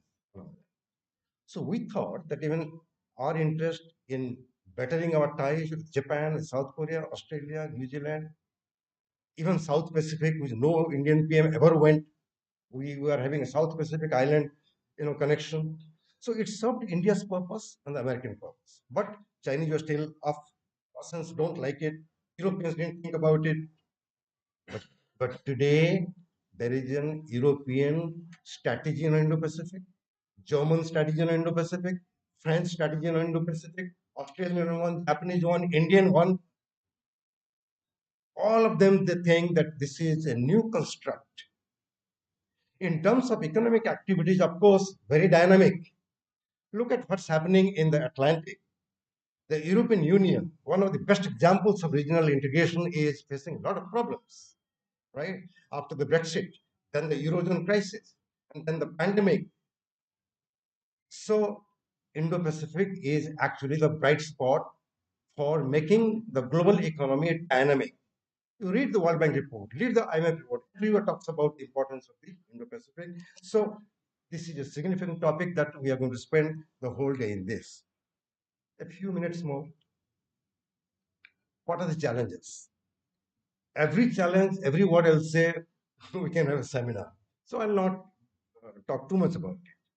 One predominant challenge to the peace, stability, growth, development in Indo-Pacific is the nature of the relationship evolving between China and the United States of America. A game of chicken going on periodically in the South China Sea. This side an American ship is coming, this Chinese ship is coming very close. If they move further, there could be not accident, but there could be confrontation. Right? The game of chicken is who is going to move first. Sometimes Chinese, sometimes Americans. China will go reclaim island, make military facilities. One American Air Force, Navy Air Force plane will come and hover around. Chinese will say, hey, move, this is Chinese space. The American will say, sorry, this is international space. But kitna time rahega upar? They will go back. But this kind of tension that you're seeing now over human rights violation issues in Xinjiang, death of democracy in Hong Kong, then you have the tariff war, which led to an economic cold war between the two. Then Taiwan is a very hot potato. Anytime it can be a flashpoint. So this China-USA relationship is creating a lot of problem for many countries in this part of the world. China has become number one trade partner of all the American allies and partners like India at some point of time, including the Japanese and Australians. So now the big problem is if the Chinese and the Americans, they keep on quarreling, how to take sides? China, a great economic partner, America subsidizes and protects their security. Choice is very difficult. So this is a major challenge, and how countries are going to navigate, you can debate during the whole day. And then, of course, second important thing is concerning even to India very deeply. For quite a few years, all of us heard a very nice theory. Peaceful rise of China. हम बहुत अच्छे हैं. हम पैसा कमाना चाहते हैं. We want to earn money. We are very good guys. We don't believe in war, violence and all that. And people bought that idea. And then the entire world literally went and did shopping in China, investment, trade, and made money, including Latin Americans, Africans, Europeans, Indians, everyone. That peaceful rise of China has come to a full stop. We see what's happening in South China Sea. We see what's happening in East China Sea, Singapore Island, Diao Island conflict. And of course, we know better what this did to us along the LAC. So this Chinese assertiveness is a major challenge. It has been, it is and is going to be in the near future. And in the process, the water is getting so muddy that the experimentation about having a TPP, Trans-Pacific Partnership, and then a parallel RCEP, two steps forward, one step backward, again 3 steps forward, 2.5 steps backward. This way, these things have evolved, but it is yet to take up the ground because the Americans are not in, Indians are also not in, Chinese are in both, and the American allies are some now yes, now then not no, yes, no, confused completely. And how to really create a situation, an ambience where some kind of trade investment relationship becomes normal is a major challenge in this part of the world. And then it's a very big issue. Right now, the nuclear issues are back on the table. For quite some time after the end of the Cold War, people thought nuclear bomb is only a showpiece. Keep it somewhere. The war is not going to be fought. Using nuclear weapons is a no-no. You cannot use it. It is a political weapon. A debate was there. But now, particularly since the Ukraine war and the saber rattling by Putin for potential use of nuclear weapons and literally deploying weapons in Belarus, it has woken up many people, particularly in the Indo-Pacific, free principally Japan, South Korea, Australia. They have begun to debate on having a weapon in all these three countries. I've written extensively on all these three countries. Right now, the Korean president is on a 6-day trip to Washington, D.C. And why was it important? It's more than symbolic. President Yoon made a statement, if the North Koreans push us too much, we may have to have our own nuclear weapons. That created a lot of problem in the all those countries which are champions of non-proliferation. And South Korea can go nuclear in a very short time. So are the Japanese. Australians will take a much longer time. Now, these nuclear issues, particularly North Korean nuclear test, missile test, repeatedly, saber rattling, हम देख लेंगे तेरा क्या होगा Kaliat kind of statement. Americans, we have ICBM. We can hit any part of the United States of America now. They're experimenting with underwater drones. So now, this nuclear proliferation issue, how it is going to go, we don't know. We cannot ignore this at all. And if another round of proliferation activities take place, what will happen to peace, stability in this part of the world is a big question mark. And then, of course, the last but not the least, there's so many other, I'm just making a few points. Taiwan has become a major issue now between the US and China. That can be a flashpoint. That can be a flashpoint. Whether it is going to lead to a complete, total war between the US and China, unlikely, unless they're mad. But if this particular issue is a hot potato remains so, then the undercurrent of instability, mistrust, doubt will remain, and that will spoil the show for making Indo-Pacific a vibrant area of economic growth in the future. Finally, a little bit about India. Why should we bother about Indo-Pacific? Indian Ocean was okay for us. We are not like China. China's economy is too big. China is militarily more powerful. China is a member of the UN Security Council. We have been trying, crying horse, हमें भी बनाओ member, make us a member. Why should we bother about Indo-Pacific? It's a question some Indians ask. In response, I would say it is important for a variety of reasons because it is going to serve India's interest. I have already hinted one or two points. For example, it will enhance the diplomacy domain of India to a much larger region. Then keep talking about India, Pakistan, Kashmir, Sri Lanka. We have to think big. It was during World War II when the bombs were exploding and the rockets were flying and the war was ravaging on that Pandit Nehru, who would finally become India's PM, he was in jail in jail when he wrote his pigeon diary. It was in 1940s, 43. Indian leaders always think, as I said yesterday, they have post-dated image of epic power. He thought after the war is over, India would be an important player in, he used the term Asia Pacific. We tried our best. We played a role also. Asian Relations Conference took place a few months before India became independent. Then, of course, another one for Indonesian, addressing the Indonesian question. Then we thought very big, and then we went to Bandung. Then, of course, we thought much bigger and talked to non-aligned movement. We always want to play a role, right? The time has come where India can play not a role only in name and discourse and articulation, but in reality. If we expand our vision and our activities at least to Indo-Pacific, later it can expand to the world if we can move in that particular direction.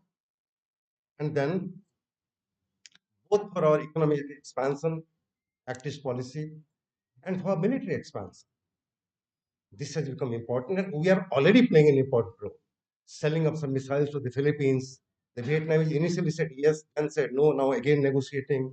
Indonesians are also negotiating to buy BrahMos missile. We are giving military training to many people from Southeast Asia. So ASEAN countries which ignored India for a long time saying, India can't be of any help. So long as China is there, what can India do? We are scared of China. We cannot say so, but can you help?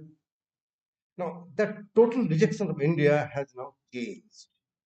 In a piecemeal way, in a small step, India is beginning to play a role that it would like to play a role of that kind.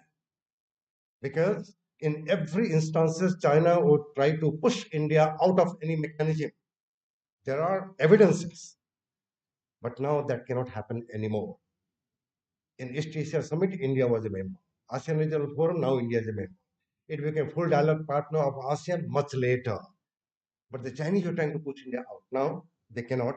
So it is important for us to look beyond that. And then, of course, remember when Asia Pacific Economic Cooperation APEC Forum was set up, of course, the Australians did a smart move. They proposed APEC and kept the Americans out. Right? This is after the end of the Cold War. Americans were furious, angry. Then, of course, they pressurized them, bulldozed them, and then got in from the backside. When India applied for a membership, India is not a Pacific power, Pacific country. In 1954, when Southeast Asia Treaty Organization was signed, Southeast Asia Treaty Organization, Pakistan, which is left of India, west of India, was part of CETO. So in their regional calculation, Pakistan could be part of CETO, but India can't be part of Asia Pacific. But that was the argument. But now those things are not going to be possible anymore. And of course, obsession that India had, too much of obsession, no good, about Pakistan. What is Pakistan doing? If the Pakistani leader comes to India, oh, kaisa dress pehna hai, his button is open or closed, Musharraf time, remember? Total obsession. One of the ways to lessen the obsession and focus on the larger goal is for India to think a little bigger than what we have done in the recent past, and now we are doing better, and that is Indo-Pacific. So I think at the moment, the way things are happening, we are on the right track. The issues are many, very complex, but I'm sure during the whole day, all of you are going to throw more light. I gave you the note, you provide me the keys later. Thank you very much for your attention.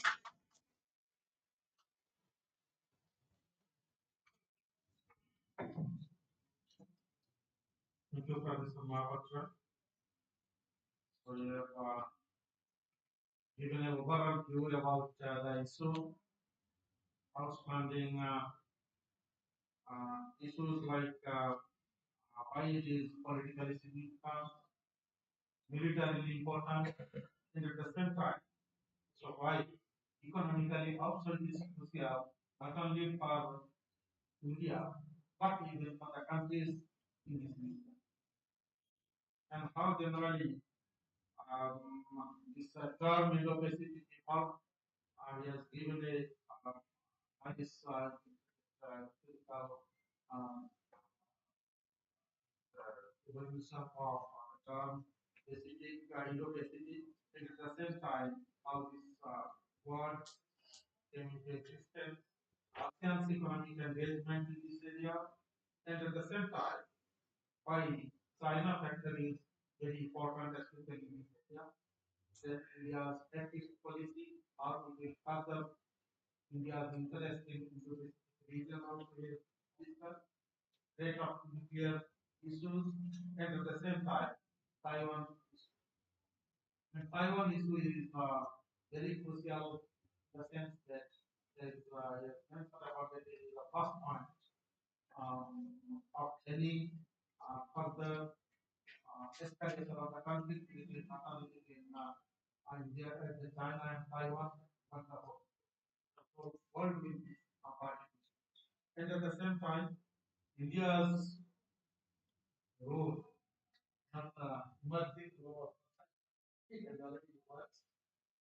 So it's a significant role especially in the vision and aspiration, the ambition of India to be an important player in this region. So that is basically the gist of our project. Now I request Professor Devasis to discuss about the theoretical aspect about this issue, and I request him to.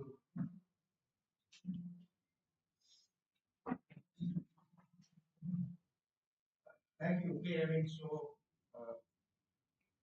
in order to put myself under some kind of explain that put enlightenment beyond that. Now, when in fact, told me, and the brief, in fact, I look at what the brief, in fact, we that I gave forward for you, perfect, understanding. Now, there are two ways in which this could be done. One is that you test the concept in terms of its actual roots, which is to do and I'm very happy in the constant, in fact, of new. In fact, there are two registers in which the must be taken over. The first, in fact, register of geography, because of the fact that it is essentially a constant, which in fact is trying to create some kind of unity of motion. How do you differentiate water body into the meaning of that? It's not easy. Divisions, let's say, on water. So in a sense, therefore, there has to be a kind of a natural constant in that space. The temporal register of the constant is really for the first time. And that was done in the 1930s by in a book which in fact is geopolitics tests Pacific Oceania. Okay, I mean that's the German which broadly translates as the geopolitics. So if you sort of read that, what also in that book that he lays the foundation of two things. One is that how can we claim as natural maritime for something which in fact is not there. So that. And the second is that he also is something which is not I think highlighted significantly now, which is that I mean if you look closely at what exactly is the way in which the priorities of the interwar Germany in fact is somehow brought in sync with the aspirations of the then colonial states. So if you read Hossenberg closely, then you find that the way in which he actually sort of talks about the concept of resurrecting Asia to the concept of the So he talks about the rise of China, he talks about the rise of Southeast Asia, he talks about the rise of East Asia, and he would do all these things, not always not to geopolitics only, but because of the fact that he was so well grounded in philosophy, he was so well grounded in science, and And he was obviously drawing from his own oriental tropes, being a German. But then I decided that if I would carry forward this, to need a lot of unpacking and a lot of very, very well.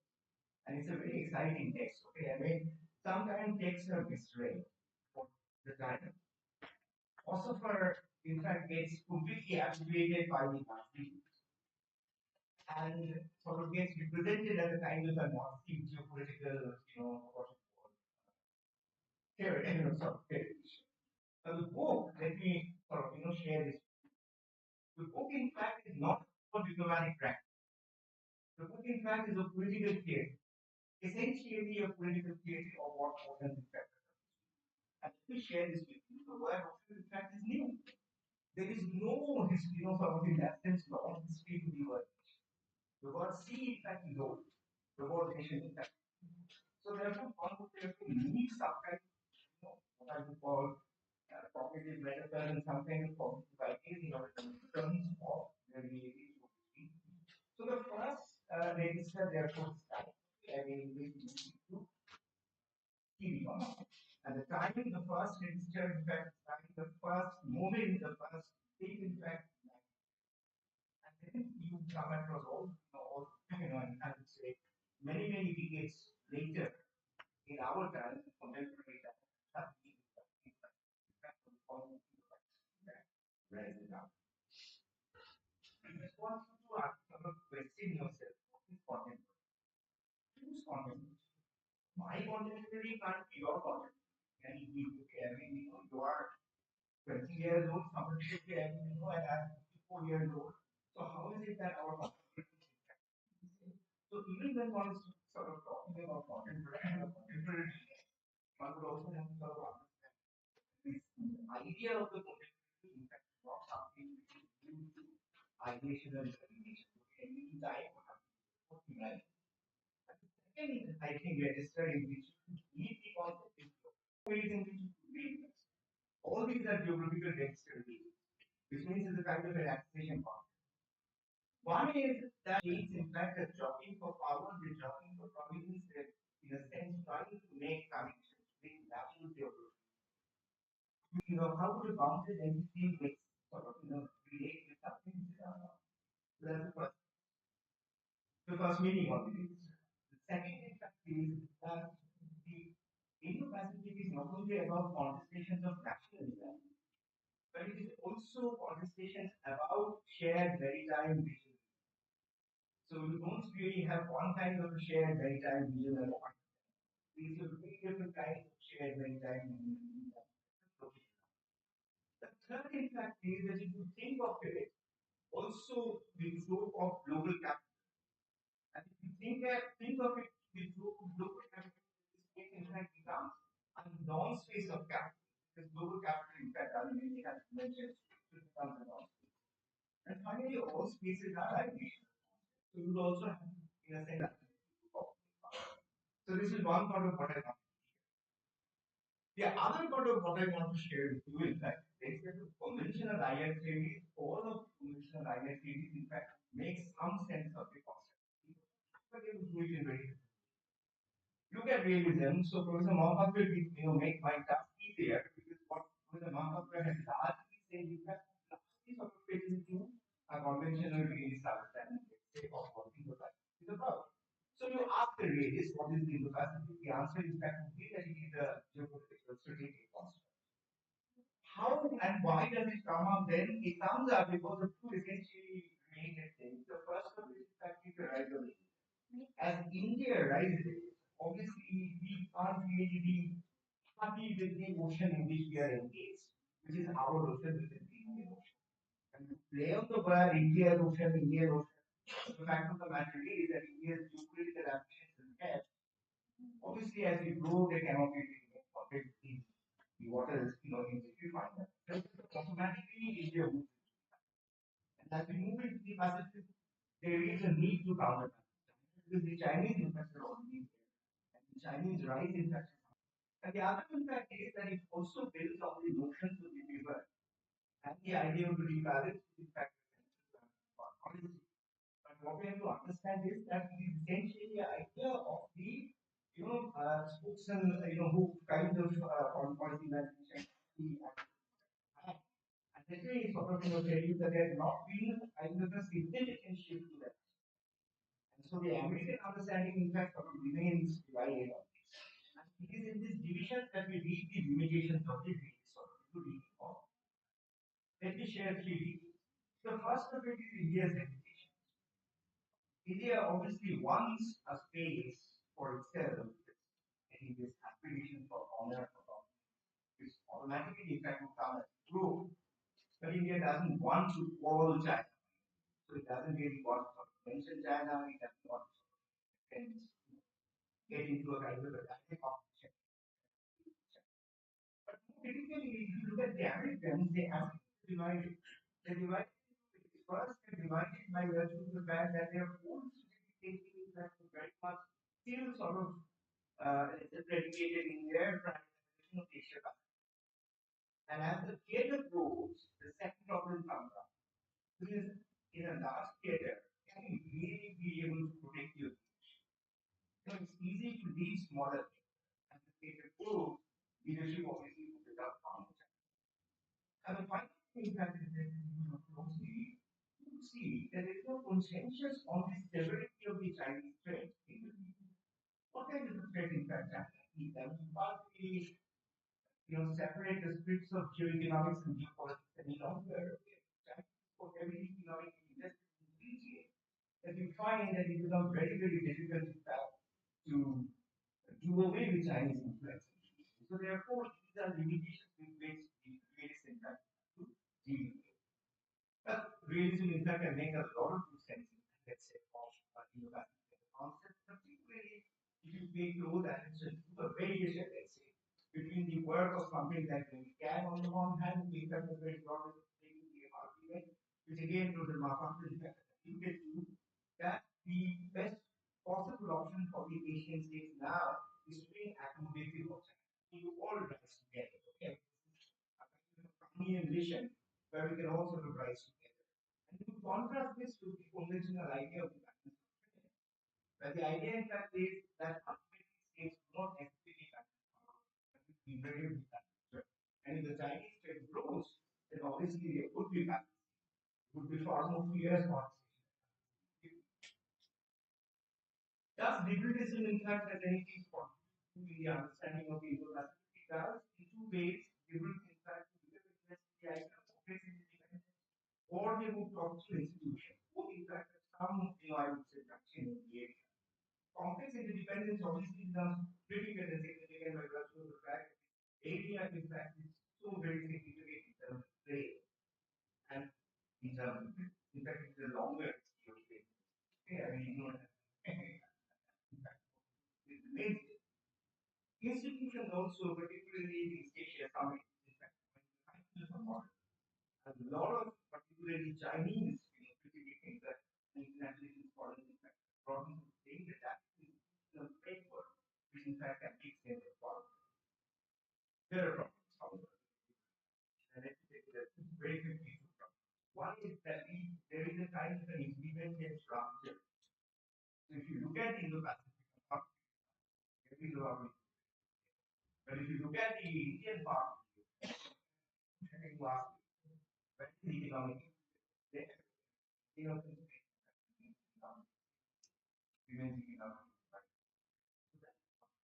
institutions again, is it really possible to scale up institutions? Some institutions function very well in small scale. The moment you scale up, there will obviously be challenges in the world. It's not quite clear that whether in a kind of an institution like the Asian Foundation can really found. So institution that is very big. Then absolutely finally, what about constructive? Okay, constructive is very broadly saying that regions are make sense in terms of ideas. All regions are additional concepts. Okay, we know where we practice. But there, the parties in fact will bind together states to in fact find some sense. So they're not merely coming together for the competing, but they're also coming together to share. My point is this, that revisit this very closely. Three things. First is, if it is democracy, what about the democratic plan? Virtually every state in the region, in fact, had undergone.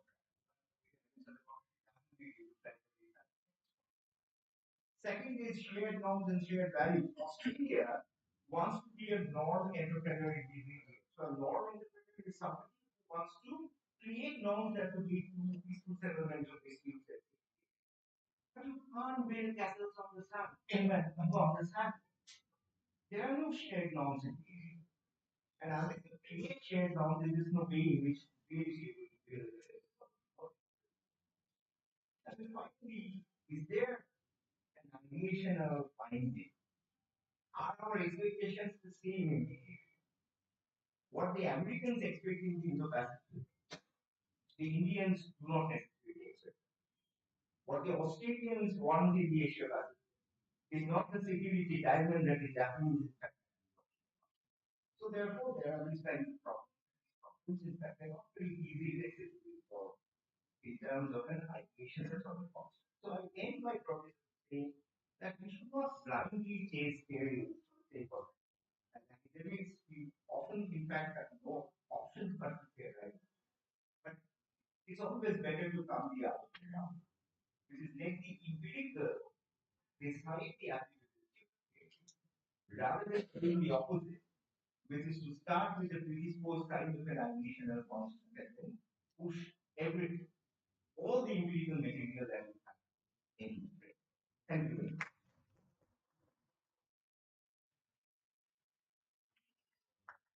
Thank you so much. Yeah, of course, it was a political travel and issue of speech. Then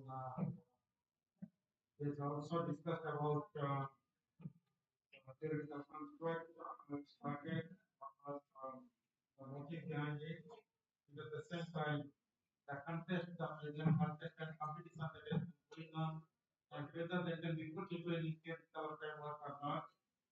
So realism, then again, ideational construct, all these things we have discussed, accommodating approach and such, balancing approach, and at the same time. So whether independent or independence as such is possible there in Indian Ocean. So those things we have put in questions and also some controversies relating to this concept. And finally, we believe that for the sake of changing an theoretical concept, in no solution to this problem that has been drafted. Thank you. So now, of course, earlier we have been back. Yeah, 2 minutes. Yeah, just few questions you can write. Things that we are running behind. That's right.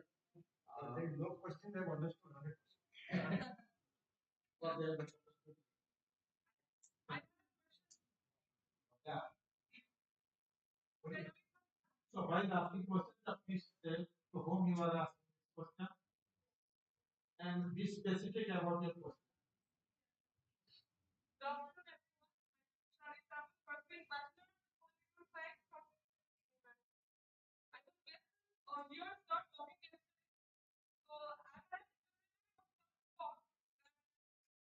The US needs to formalize ties with the countries of the Indo-Pacific region, something similar to that of North-Atlantic Treaty Organization with an aim to counter China.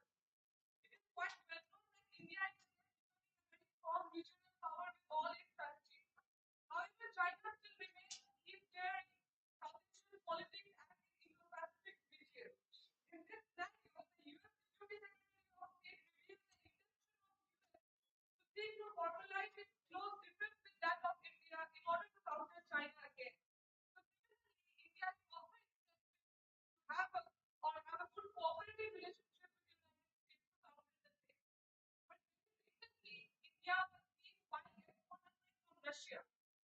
will it somehow also with America and India, and that also again also still for in the Indo-Pacific?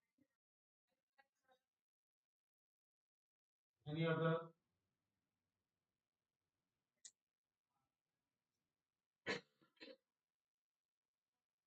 I think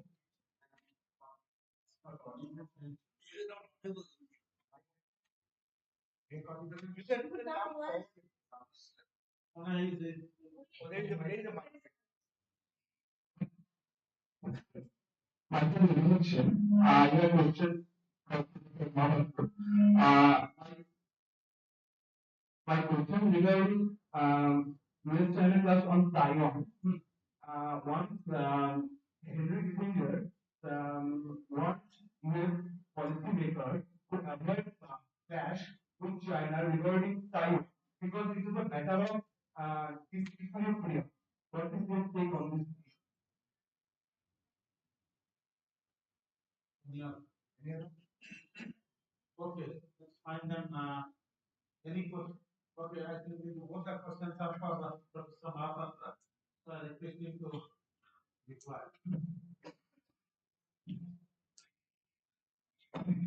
There can be two Canada. India, in my understanding, will never want to become an alliance partner of any country, whether Russia, US, China, whether it will be non-aligned or it will restrict its action and strategic autonomy. That depends on the context and situation of the time.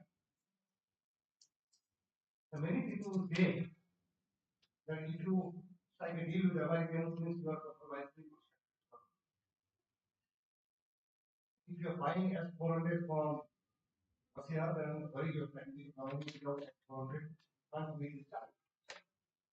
These are all readings of concept of autonomy.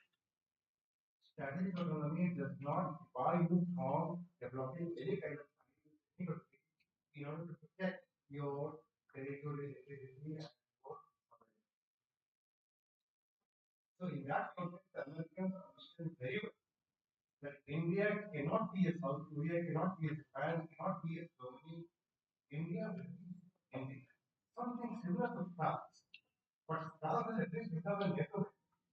We will not be a so India would love somebody else to understand. India would not like to join the bandwagon to understand. There is an Indian way. But we love in the heart of us this contingent. Like that. This is the Indian side. We are yet to be in a position where we can really be so assertive and China because that will go against Indian interests. Before the Chinese came and came out as a blockade on the border, I articulated published one saying that if China and India can really resolve their difference and collaborate, it is going to be the largest ever economic zone in the globe. European Union and NAFTA will look like toddlers company. Why not we think that? Why all the time curtains or stay, fight, combat, right? There is a possibility and American even, but they know that without India, even if it indirectly, it is difficult to contain China. If 40,000 American troops are there in Japan and 40,000 in South Korea, and with all the 11 aircraft carriers, do you think they're scared of China to an extent they need India? No, then why are they competing? In the whole of the Indo-Pacific, India is the only country in terms of size of the democracy, size of the country, scientific capability, mental power, the talent. India all potential to become the real competitor. So they want India to be on their side. That's about you see, 1979, they signed the Taiwan. Americans are very religious. Now, if you really believe by signing 3 communities with China, there is only one China. And the Chinese repeatedly remind them, remember three communities, one China, there is one China. On what ground you are supplying weapons? If you are supplying weapons to them, you really believe there is one China? Right? So we are between Taiwan and I don't think they will fight a total war. If the Chinese really don't look at it will go somewhat similar to the Ukrainians. Initially, there will be sanctions against China. All kinds of name callings and UN and all kinds of for a while. Then everything will close and finish. So it's a pressure point. One of them wants to create some problem, technology otherwise, Taiwan is this. Another time the line.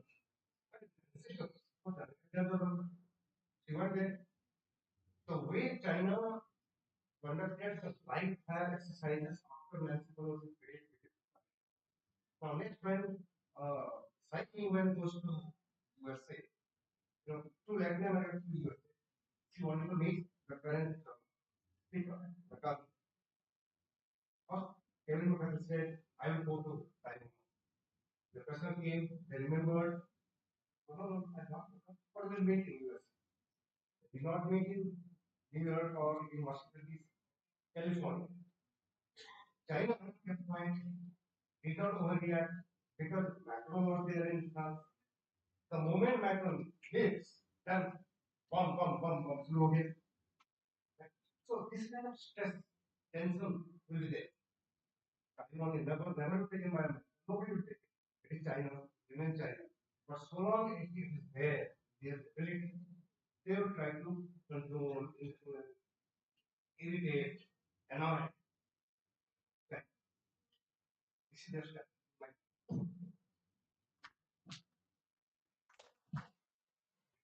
Very much. Thank you, keynote speakers. It was a lovely session and quite educative also. Thank you very much.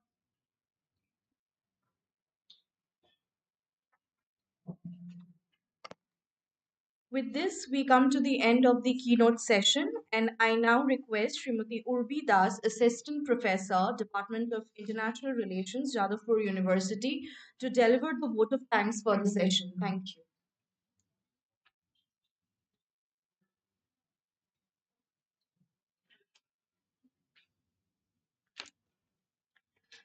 On behalf of the Department of International Relations, my conveners, and team Jadavpur Association of International Relations, profusely thank Professor Chintamani Mahapatra and Professor Chatterjee. Sir, we are really grateful and lucky to have two eminent experts talking on the same platform, deliberating on such an important topic. And I also thank Professor Satapathy for chairing the session. And finally, I thank the beautiful audience for keeping in time and also being patient and enlightening us with your beautiful questions. We also have a small arrangement for tea and some snacks.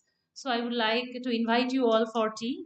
And we break for this session and we hope to join back in 15 minutes for another very interesting deliberation. Thank you.